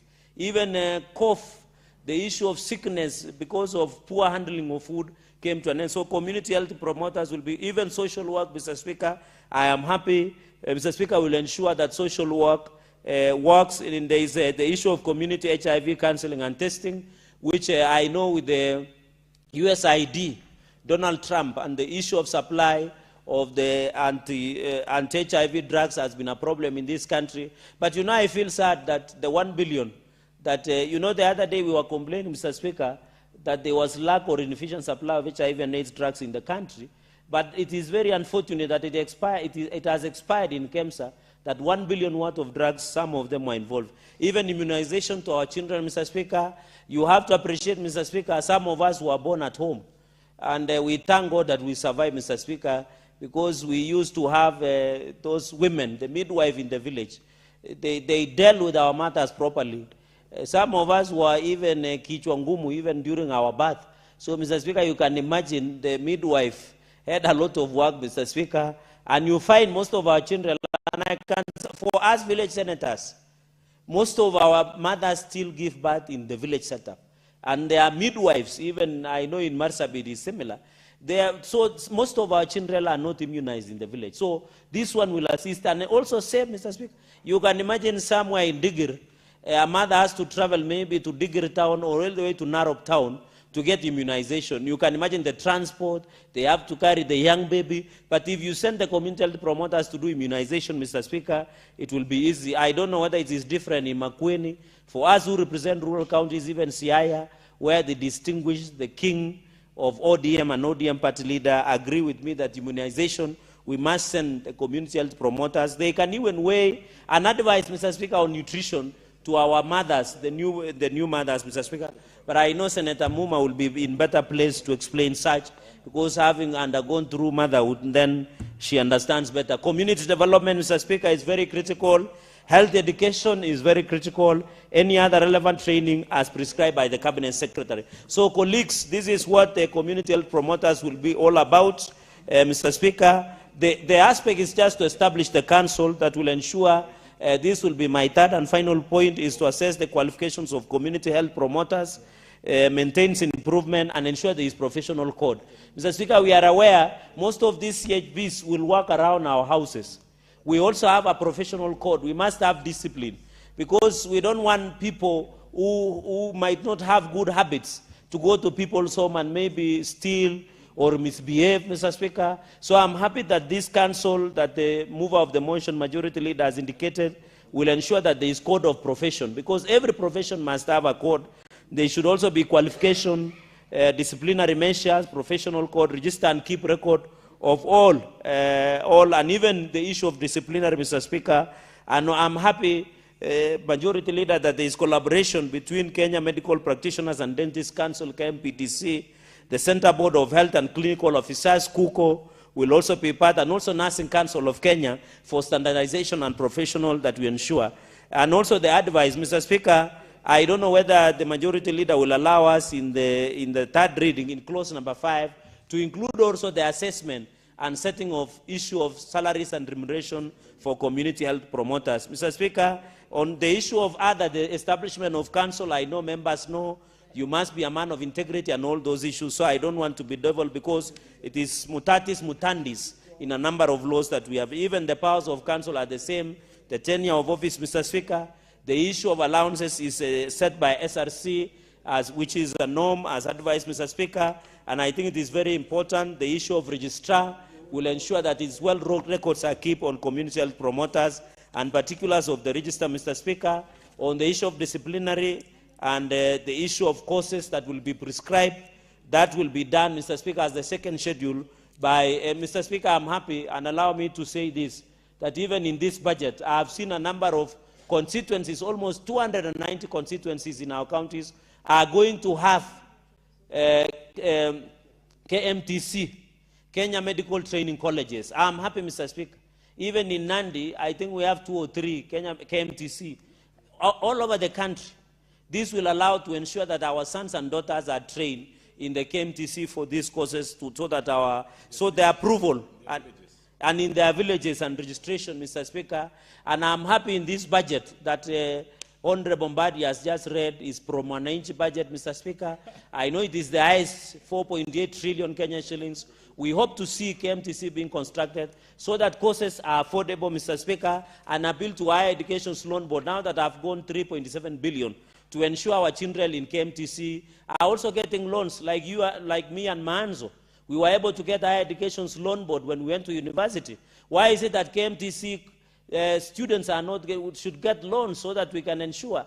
We also want to see, even in teachers training, Mr. Speaker, are you aware our students in teachers training are not getting loan than like the university? I think that is violation of Article 27 on discrimination, Mr. Speaker. So, Mr. Speaker, with those very, very many remarks, Mr. Speaker, yes, Mr. Speaker, I think Senator Chute, I don't know whether he's holding brief for the majority leader, but also to ensure that we are protected in terms of those KMTC. If they read, Mr. Speaker, our girls also will get opportunity to study, because there is what we call female power. And we want the female power to be felt in the boardroom, in the villages, and of course in the bedrooms as usual. Mr. Speaker, with those many remarks, let me end there and second and say this is a very important bill that we must support as a House. This is a bill that we must support as a House. In fact, this is the only bill, Majority Leader, that I am proud of National Assembly.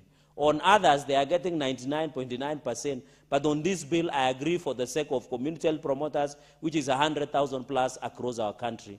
And we thank the President for that wisdom, for that, Mr. Speaker. Our President is always ensuring that there is development. And I think this was his idea, Mr. Speaker, that we have CHPs in our counties. Mr. Speaker, with those many remarks, I would also want to listen to colleagues, including the King of Ma, Senator Ledamo Lekina, Mr. Speaker, to speak some wisdom. I beg to second and yield the mic. I thank you, Mr. Speaker, sir.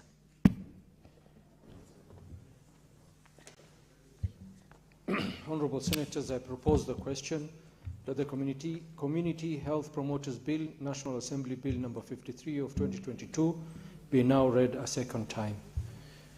Honorable Senators, I shall allow members to debate, and just to get concurrence from the House, if we should put a limit to the time. Is 5 minutes okay for each? 5 minutes, very well. I'll start with the Majority Leader. Senator Oburu needs to contribute. He's the first on the list. Give him 10 minutes. Senator Oburu. Wisdom. Power. Thank you. Mr. Speaker, sir, Yes. Thank you very much for the opportunity to contribute to this important bill. Mr. Speaker, some of us who are born in the rural areas and stayed in the rural areas know the importance of these primary health care workers. The primary health workers, Mr. Speaker, sir, are the ones who take care of the ordinary person when they get any disease which is inexplicable, which they cannot use traditional medicine to treat. They fall in the hands of these community health promoters. And the concept of community health workers came from the Bamako concept, when medics sat and agreed that there need to be a formalization of community health workers who take care of primary diseases at the primary level, at that low level, Mr. Speaker, sir. And this concept was meant to recruit and train some villagers within the community on basic health care and also on basic medicines which they could use, and give them free kits which they would then dispense of in the village, and charge some minimal fee, so that money becomes a revolving fund, and they keep on buying the medicine for their kit and sustain themselves. So there was no intention of that Bamako concept to pay anything. But later the government thought of giving some stipend, some small supplement to that concept, and people were being paid 2,500. But then it increased to 5,000 when the national government came in and now supplemented counties who were paying something like 2,500. And Mr. Speaker, sir, this is now an improvement, even a further improvement Senator on Oburu. that concept, Mr. Speaker. Senator Oburu, there is no speaker, sir, here. There's no? There is, Madam Speaker. There is no speaker Madam on the Speaker, chair right now. Yes, there's a change. Oh, Madam, I'm so sorry. I'm so sorry. Madam, I'm so sorry. I did not notice Apology accepted.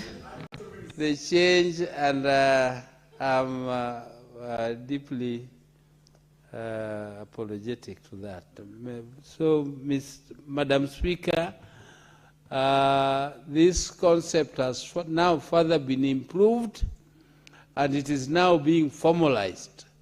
These primary health workers, which are the community, at the community level, are now going to be formally employed, and they are going to have some little qualification to take care of our mothers and our fathers and our children at that primary level.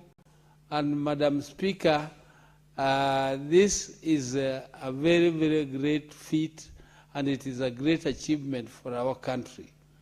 It is a big step forward, and I hope that our people will embrace it and now improve provision of services to our people at that level. Madam Speaker, some of us who grew up in the village, we were recognizing even we had traditional birth attendants, those who were giving mothers, who were attending to mothers who were giving birth right in the village. And they knew what to do. I can see your time is up, and though I appreciate that those who are raised in the village tend to have a very deep sense of pride in their way of life, their way of food, their way of culture, I will give you 1 minute, because I also grew up in the village, to hear that story. So, Madam Speaker, we used to recognize even the clinical officers or just dressers, people who are dressing wounds in the village as doctors. We used to call them doctors. But Madam Speaker, now we are having people who have at least some primary training in health care, and they are going to to care for our mothers and children at that primary level. And this is a good improvement, and I support it, Madam Speaker. And with those many or few words, I beg to support. Thank you, Madam Speaker. Thank you, Senator Oburu. Our youth leader, Senator Wakoli, you're next.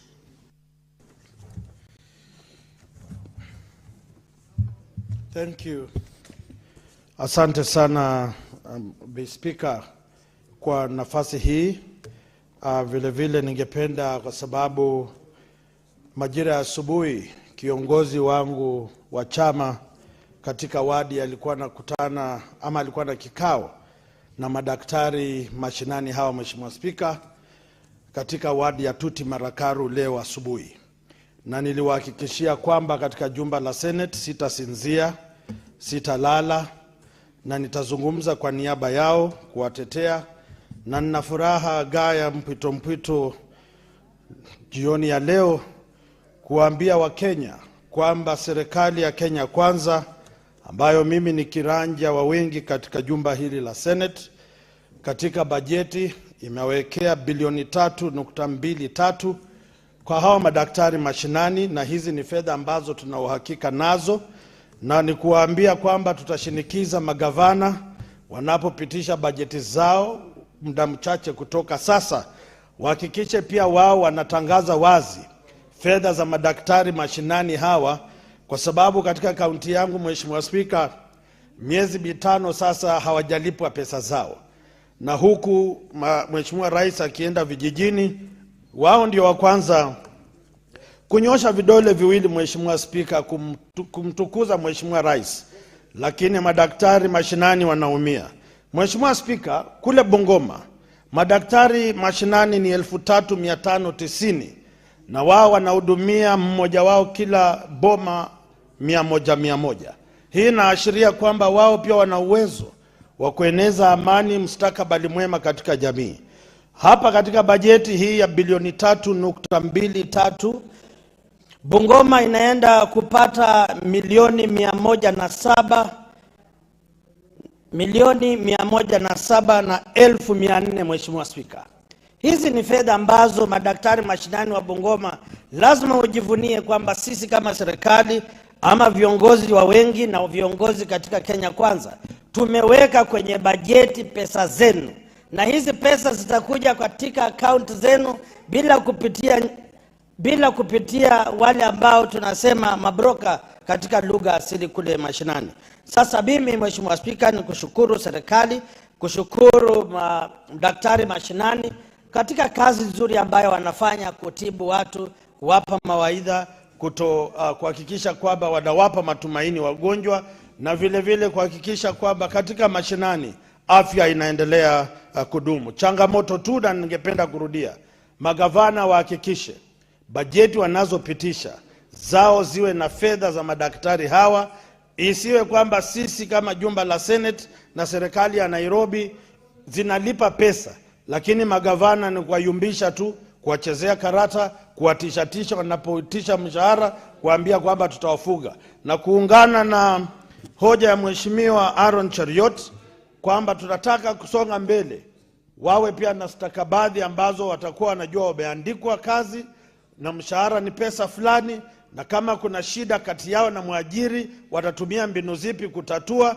Isiwe tu kwamba wanafanya kazi kwa huruma ya mtu fulani kwa sababu yeye ni gavana ama mtu ni waziri, lakini kuwe na mfumo mahususi ambao watasajiliwa, watafanyiwa watafunzwa, watapata utaalamu wa kutosha ili waendeleze agenda hii. Sasa kwa niaba ya watu wa Bungoma, madaktari mashinani wa Bungoma, hapa nimewasomea milioni 107,400 takriban ambazo ziko katika bajeti ya serikali ya Kenya, na nitakapokuja nyumbani nitapambana na gavana kuhakikisha kwamba pesa zenu zinaonekana na mnalipwa wakati unaostahili. Asante Mheshimiwa Spika, na watakia kila laheri wa Kenya katika wikendi ambayo tunajitosa ndani kutoka leo. Asante Mheshimiwa Spika. Thank you, Senator Wakoli. Senator Olekina.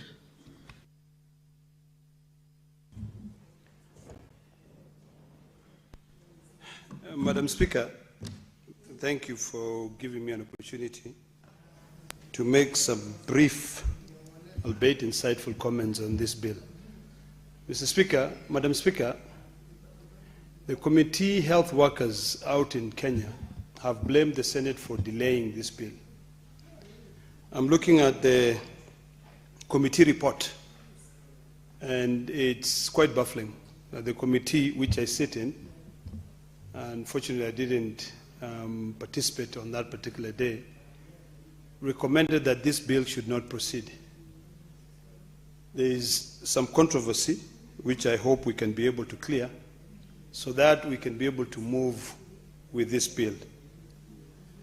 Madam Speaker, with that in mind as a disclaimer for my contribution, I want to be very objective in noting the controversy in this bill, which sometimes it is important to be bold enough and say there is a controversy, but nothing stops us from working around it. Madam Speaker, if you look at what this bill is meant to provide, those who do not want this bill to proceed have indicated clearly that this bill, other pieces of legislation, like the Community Health Bill of 2020, provide exactly what we want. The Kenya Community Health Strategy, which is 2020-2025, which already establishes the community health units. I guess the difference between this bill, and it's important that we look at this bill from a community and a humanitarian perspective, is that for once, those people who have been in the front line of providing health to Kenyans are going to be recognized. To demystify my many words is that they are now going to be added into the payroll of Kenya. So once we pass this bill, I know we have about 107,000 community health workers. Many of them have not been paid. I believe for 29 months, these community health workers have not been paid. Each community health worker is owed a minimum of 72,500 shillings. In Embu alone, Madam Speaker, the community health workers in Embu are owed 7.8 million shillings. In fact, that led to recent street protests where the community health workers were protesting, wanting to be paid. In the neighboring county of Kajiado, there are so many community health workers who have not been paid. So the biggest question for us to be able to deal with today, Madam Speaker, is this bill necessary? Absolutely. Is it important? Yes, it is important because we will now formally recognize these unsung heroes who have been there to protect our healthcare. And it is a way, Madam Speaker, of extending the universal health coverage in the country. But how are we going to deal with the issues that have been raised in terms of our recurrent expenditures? This is when, Madam Speaker, all of us have got to be alive to the fact that our recurrent budget in county governments as well as national government is going to be blotted. We will have 107,000 more Kenyans who will now be employed permanently, pensionable. So those are questions that we must ask and say, are we able to deal with that? I think it will be important for the majority leader to sit with the Committee of Health and request that the recommendation given by the committee that this bill should not proceed to be removed. And I'm happy to support that. So, because of time, and I can see time is running, Madam Speaker, I just want to reiterate that the importance of this bill is nothing but the formal recognition of these very, very critical health workers.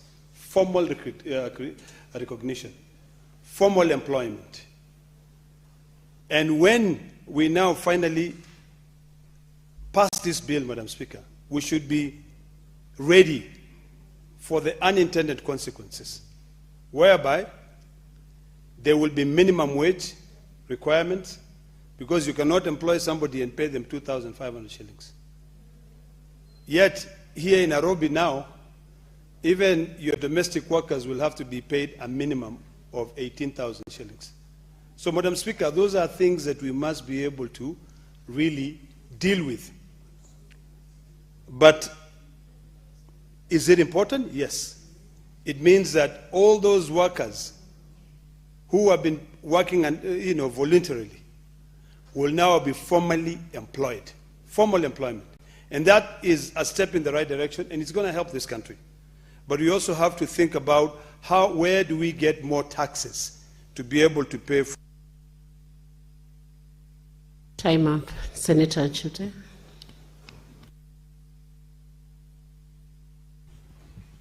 Thank you very much, Madam Speaker.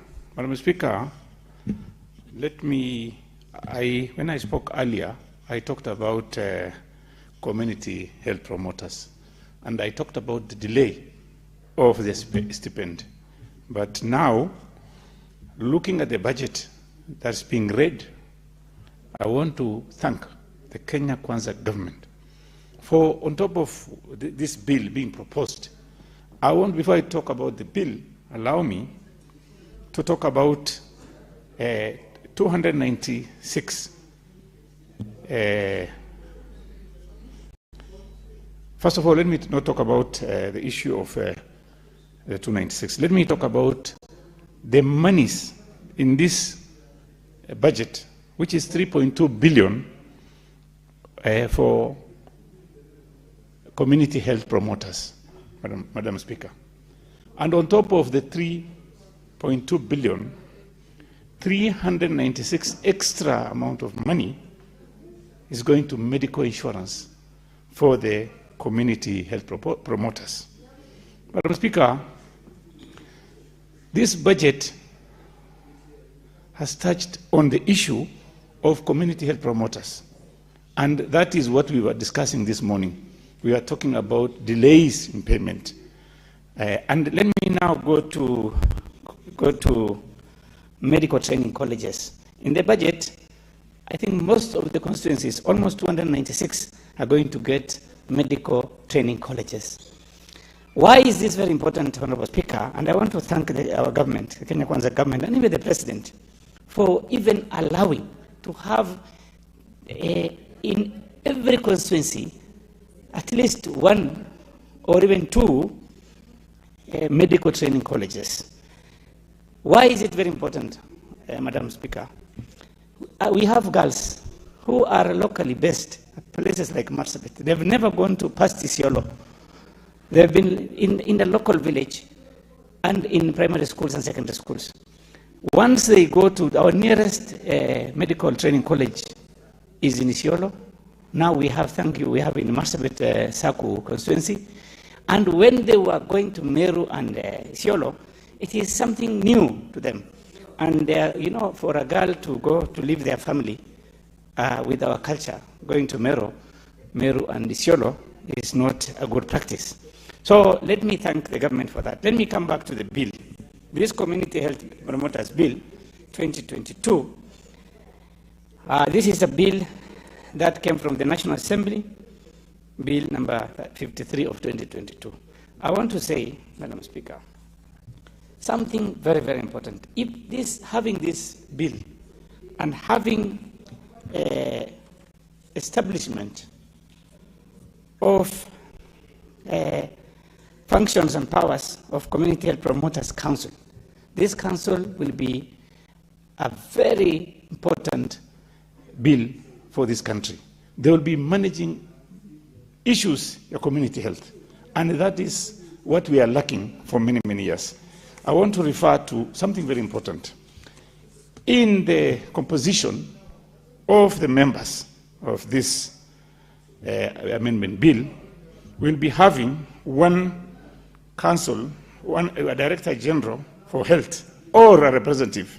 That is number one. Number two, one person from non-governmental organization, which is very, very important because non-governmental organizations are having pool of many, many organizations coming together and appointing one person, and that is number two. Number three, one person nominated by the public health officers and technicians council. These are the people who will be bringing brains and experience to this board. Another two persons with knowledge and experience in matters of community health appointed by the cabinet secretary. And the two most important things. There are two persons. One shall be a county chief officer of health with knowledge, Madam Speaker, with knowledge and experience in matters of community health. Very, very important. And this one also should be nominated by the county governors. Of course, that one is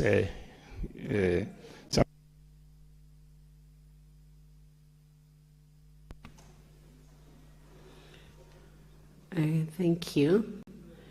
I think there are no more senators willing to contribute to this motion. So we are done with that part. And we will stand down that order pending the mover to reply to be listed in the next session. That could be next week. So you may call the next order, clerk, please. Order number 23, motion, consideration of the reports of the Select Committee on Delegated Legislation on its consideration of the Traffic School Transport Rules 2026, Legal Notice number 11 of 2026, the Traffic Motor Vehicle Inspection Rules 2026, Legal Notice number 13 of 2026, and the National Transport and Safety Authority Operational and Commercial Vehicles Regulations 2026, Legal Notice number 14 of 2026. Senator Danson Mungatana. Madam Speaker, I want to thank you very much for giving me the floor. Madam Speaker, I wish to move that the Senate adopts the reports of the Select Committee on Delegated Legislation on its consideration of the Traffic School Transport Rules 2026, Legal Notice number 11 of 2026, the Traffic Motor Vehicle Inspection Rules 2026, Legal Notice number 13 of 2026, and 3, the National Transport and Safety Authority Operation of Commercial Vehicles Regulations 2026, Legal Notice number 14 of 2026, laid on the table of the Senate on Wednesday, 10th June 2026, and that pursuant to Section 18 of the Statutory Instruments Act, the Senate resolves to annul the Traffic School Transport Rules 2026, Legal Notice number 11 of 2026, the Traffic Motor Vehicle Inspection Rules 2026, Legal Notice number 13 of 2026, and the National Transport and Safety Authority Operation of Commercial Vehicles Regulations 2026, Legal Notice number 14 of 2026. Madam Speaker, I don't want to take long, and I want Kenyans listening to me that the National Transport and Safety Authority, NTSA, brought us several regulations. Now, we passed some, but these 3 we rejected, and we are asking the Senate to reject these particular 3 regulations. And my colleagues will have an opportunity to contribute, so I will be brief. But I will give you one reason why we must reject or annul the Traffic in brackets School Transport Rules 2026, Legal Notice number 11 of 2026. And I will give you only that one reason. They are saying in that legal notice, and we took issues with particularly rule number 13, that we must, all school buses must reflectionarize all the signals, and then they must have standard mechanical signal arms. So all school vehicles now, school buses, and you know what? When we ask these people, NTSA, how do you want us to do this? They said, you know, it's important, we need to have these mechanical, so that if a bus is going to pass this way, there has got to be like a hand, a mechanical hand that will, so all the school buses must be fitted with that. Then they said, all the school buses, they must have telematic systems. They must have cameras facing the systems. That is Regulation 14. Madam Speakers, all the schools in Kenya, including the ones in Tana River County, the private schools that are carrying children, the high schools that have, they must now have telematic systems, Madam Speaker. Then we ask these people, when do you want us to have this thing done? 1st of July, 2026, Madam Speaker. 1st of July. What is the date today? 11th of June. So we have 12 days, all the schools in Kenya, all the, you know, from which county to, and every county at least has some schools that have buses, telematic systems, cameras. Madam Speaker, for us, we see this is a rent-seeking opportunity.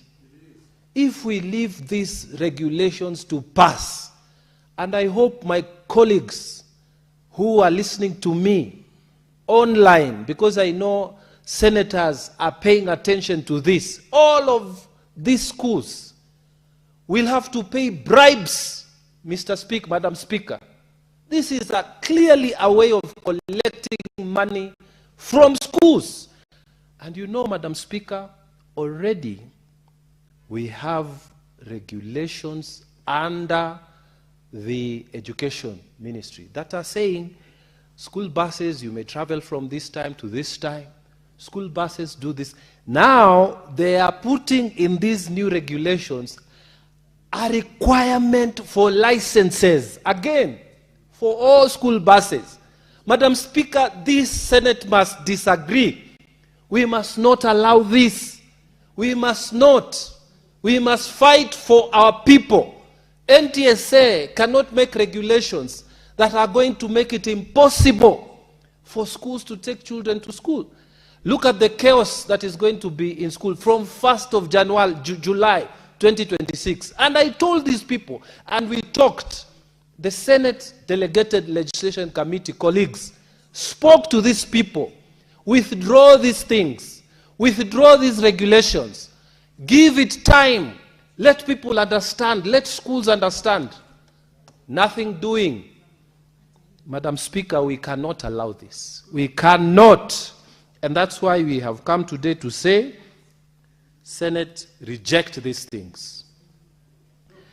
Madam Speaker, apart from that, these regulations, you know when they did the public participation? A long time ago, Madam Speaker. 2014 is when they did 2024 is when they did public participation. And that public participation, Madam Speaker, did not comply with the standards that we give. They did not give notice the way it is required. And Senate cannot allow this to happen. We cannot allow this. And even stakeholders, you know, Madam Speaker, we had to call the private operators of schools to come, the stakeholders. They said they didn't know about this. So, Madam Speaker, that is the one reason, and I know my colleagues will talk about the regulations affecting the schools. What about the regulations affecting motor vehicle inspection? I'll also give only one reason why we rejected. Do you know, right now, it's only when you have a traffic accident, that's when your private vehicle is taken now for inspection. When you have an accident, unfortunately, that's when your private vehicle will be taken for inspection. But, Madam Speaker, can you imagine, now they are saying, all of us, you know, even if you are not operating a government vehicle, a commercial vehicle, you are not operating a bus, if you are operating your own little car, your own small vehicle, you are now required every year to go for inspection. Inspection. And Madam Speaker, I asked, and we asked the Senate, we asked, Jameni, how do you want us to do this? We don't have enough inspection centers in this country. And then you want us this to be effective 1st of July, Madam Speaker. Just a few days from today. It is not right. The Senate must not agree to pass. So, I am urging, and I have so much to say, and I'm feeling very bad that NTSA has taken the law-making power that we gave them to just create regulations that are going to be so bad to all Kenyans. Madam Speaker, can you imagine, even without going outside Nairobi, now Nairobi, all of you who have vehicles are supposed to go and queue at centers which are not sufficient right now, pay some money to NTSA, pay some money to people they will appoint, and you have your vehicle inspected. How long will that take? And if you don't have that sticker from NTSA, they are going to arrest you, arrest your daughter, arrest your wife. whatever people, your mother, your father, whoever has a car, when they are coming from work, and demand that they have that sticker. Madam Speaker, we cannot allow this. We must not allow this. Senate must put down its feet, protect the people of Kenya by annulling these regulations. And NTSA must be told, you are not the Senate of this republic. You don't have power to make laws. You are not the National Assembly. You are not a county assembly. You cannot make regulations that are so oppressive. And when we tell you withdraw, give it transition, you don't want.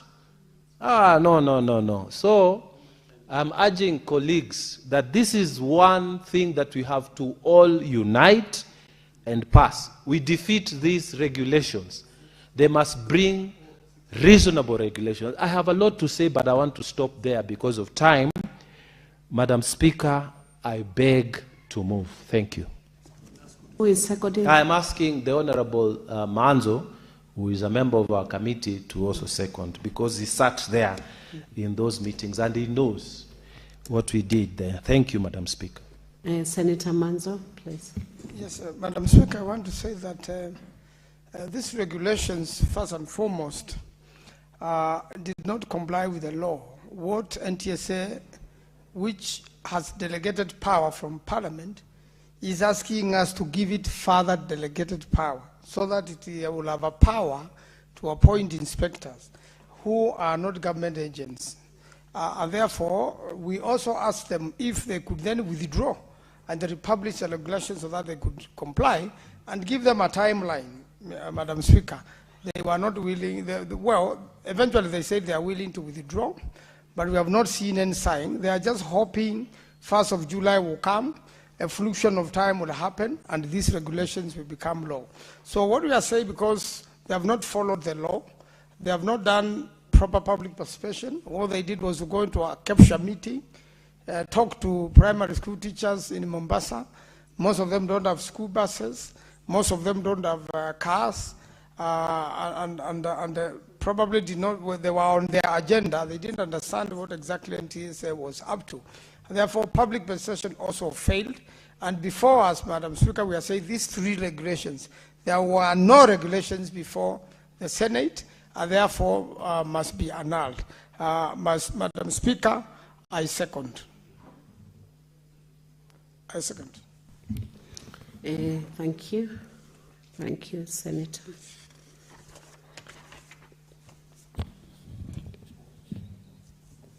Honourable Senators, I propose the question that the Senate adopts the report of the Select Committee on Delegated Legislation on its consideration of 1, the Traffic School Transport Rules 2026, Legal Notice Number 11 of 2026, 2, the Traffic Motor Vehicle Inspection Rules 2026, Legal Notice Number 13 of 2026, and 3, the National Transport and Safety Authority, into bracket, operation of commercial vehicles, close brackets, regulation 2026, legal notice number 14 of 2026, laid on the table of the Senate on Wednesday, 10th June 2026, and that pursuant to Section 18 of the Statutory Instruments Act, the Senate resolves to annul the Traffic School Transport Rules 2026, Legal Notice Number 11 of 2026, the Traffic Motor Vehicle Inspection Rules 2026, Legal Notice Number 13 of 2026, and the National Transport and Safety Authority Operation of Commercial Vehicles Regulations 2026, Legal Notice Number 14 of 2026. Honourable Senators, this motion is now open to other senators to make their contributions, and I want to call upon Senator Ole Kina.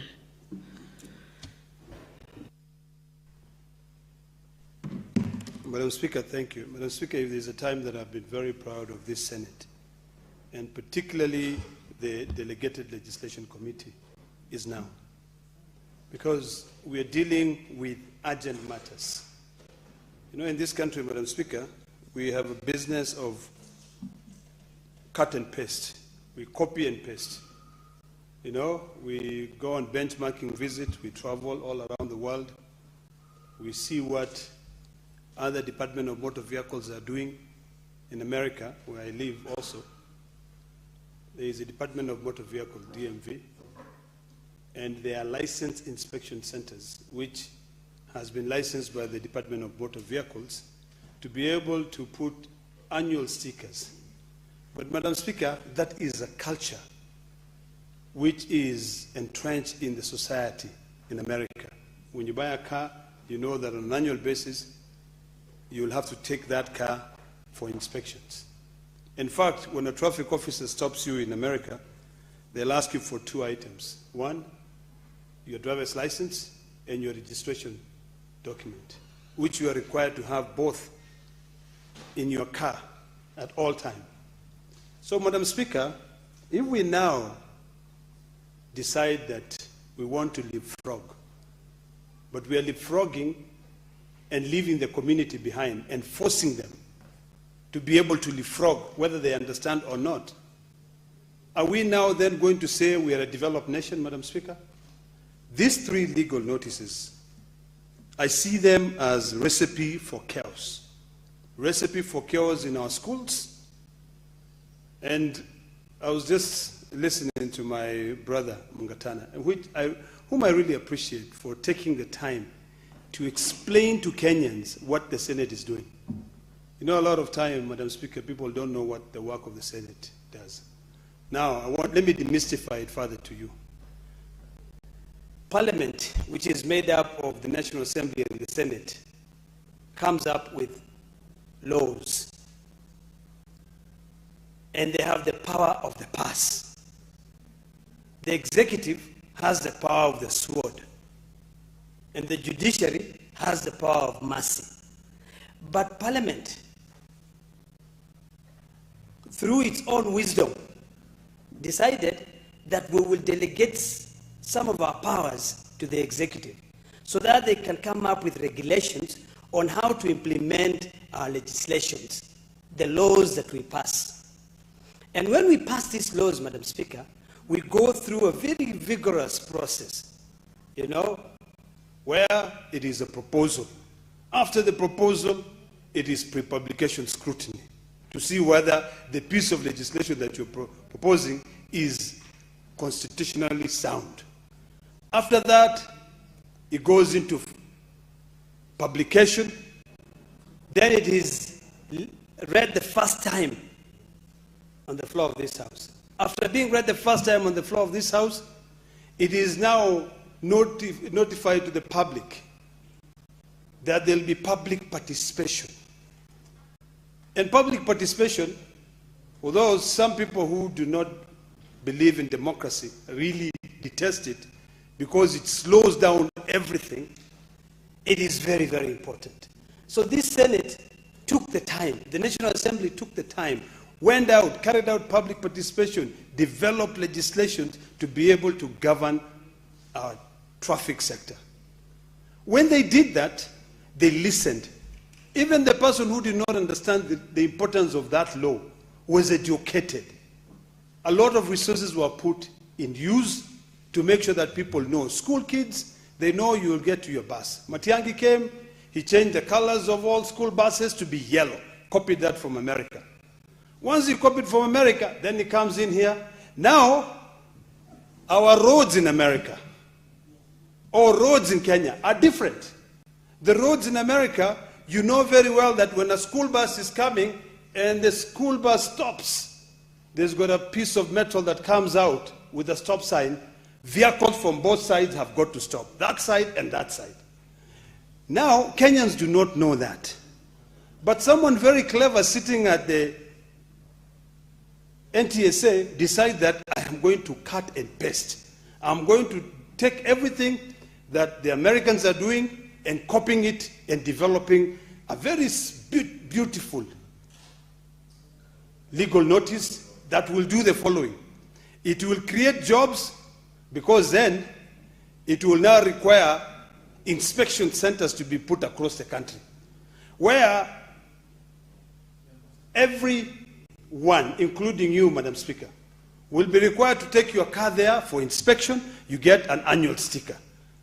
Now we go to the schools. The schools will be required to take all their buses to their garages, or those who will go to Juakali to go in and fabricate certain pieces of metals and put on them so that they confine to the Traffic School Transport Rules 2026 Legal Notice number 11 of 2026. And then, Madam Speaker, this is within 2 weeks. Come on. Why are we being utopian? Why don't we take our time like the time we take in Parliament to be able to pass a legislation? Earlier today we are discussing the Community Health Bill, which was first read in the National Assembly in 2022, brought here in 2024 November. And then now we are in 2026 June, we are just doing the second reading. Madam Speaker, there is a reason why time is important. Kenyans are not the same. Those who live in Nairobi are not the same with those people who live outside Nairobi. So, Madam Speaker, because we only have 9 minutes, and I really wish we had so much time. But this is why, Madam Speaker, I was requesting for your extension of time, because this is very key. Because Kenyans out there, let me tell you, police will be stopping every motor vehicle. You know, they'll be carrying this legal notice. Yeah, where is your telematic? And you know, they'll be like, what? What is a telematic? You know, it's a speed governor that keeps your speed. You are required now to install in your vehicles. And then guess what, Madam Speaker? Someone will create a business. And you will have to pay a certain amount of money for it to be approved for you to use that gadget that is approved by NTSA. Madam Speaker, I wish I had more time to demystify the reason as to why Parliament is annulling these regulations to the public. But I want Kenyans to know that the Senate of Kenya is working for you. We do not want regulations that will come and make your life a living hell. We want to be able to make sure that the laws we develop here, and when we delegate certain powers for certain laws to be made by the executive, they are in line with the reality. Let us stop being utopian and live in Kenya. Thank you, Madam Speaker. Honorable Senators, exercising the powers of the Speaker under Order 34-2A to extend the time of sitting by not more than 15 minutes so that we can conclude this business. Senator Mudigi. Asante Mpispika kwa kunipa nafasi niweza kuchangia mjadala unaendelea wa NTSA. Bwana Spika, mambo ingine inafanyika katika departments zingine ni kitu ya uchungu, kwa sababu na ni kitu ya kufanya watu wakasirike, Bwana Spika. Kwa sababu mambo ingine tunayaona wakati huu. Tumekuwa tukiona kila wakati NTSA, kuna wakati walisema mambo ya gadget, kuna wakati walisema mambo ya misipi, lakini mpaka leo hakuna kitu yote inafanya kazi. Spika, tukianza kuongea mambo ya basi ya shule, wakati huu shule zote zinagoma. Wakati principals na walimu wanataka watoto waende tour, na hiyo kitu imepeanwa muda kidogo, ni kitu ambaye itaipisha sisi na kutakuwa na mgomo. Spika, barabara zetu ni mbaya. Magari yetu tumenunua imeharibika kwa hii barabara. Kwa hiyo Spika, kuna mambo mengi before alete hii mjadala, barabara itengenezwe, vitu ile naweko kwa gari iwe mzuri. Mambo mengi inatakiwa itengenezwe Spika, kwa sababu kila mwaka tufanye kazi kama hiyo. Hakuna station zile zinaweza kuwa magari itapelekwa. Unaangalia Kenya iko na magari nyingi sana. Wakati umesikia imepeana siku kidogo, itakuwa ni aibu. Na kwa sababu itakuwa imepitishwa, italeta aibu na aibu itaingia, utakuta hata ni mambo ingine itafanya watu wakasirike na watu waseme serikali mbaya. Speaker, mambo ingine yatengenezwa na wale wengine na NTSA ni mbaya. Saa hii hakuna gari hata moja iko na msipi. Tunajua Speaker, wakati mambo ya msipi na mambo ya gadget ilikuja, ililete shida, ikawa imekuwa ni business. Hiyo ndio kuwa Speaker, ile vitu yasemekana yekwe. Kwa hiyo magari saa hii mataberi na watu wengine wameweka kwa store, ndio sasa wakifunguliwa waanze kuuza namba hii ile ya juu. Economy ndio hiyo, kuna shinda hapa, hakuna biashara, hakuna pesa, na saa hii tunasema hata wafanyikazi waongezewe pesa. Na saa hii sasa unasikia wanasema NTSA mambo ya gadget. Hiyo ni kitu Speaker, nikiwa Central County na pinga, na ninajua mambo ingine hata kama inapitishwa mpaka ifanywe public participation. Kwa hiyo hii ni kitu ambayo iko na laana. Ni kitu iko na haina respect hata kidogo. Ni kitu itaipiza. Kwa hiyo Speaker, mimi naunga mkono hii kitu itemwe na isirudishwe mpaka ifanywe public participation. Pia barabara zetu sote siwe sawa kama za nchi ya ng'ambo. Ingekuwa kama barabara kama ya UK, ya Amerika, ya Korea, kuna zile zingine tungejua mambo itakuwa mzuri. Kwa sababu unanunua gari within miezi 3 hiyo gari inalipika. Tax ndio hiyo, mafuta ndio hiyo. Kwa hiyo Speaker, nikiwa Central Embu County na pinga. Asante Speaker. Thank you, Senator Modigi. Embu County, Senator Murango. Asante sana Mstahiki Speaker. Mstahiki Speaker, kwanza mimi napinga kwa dhati. Jambo la kwanza,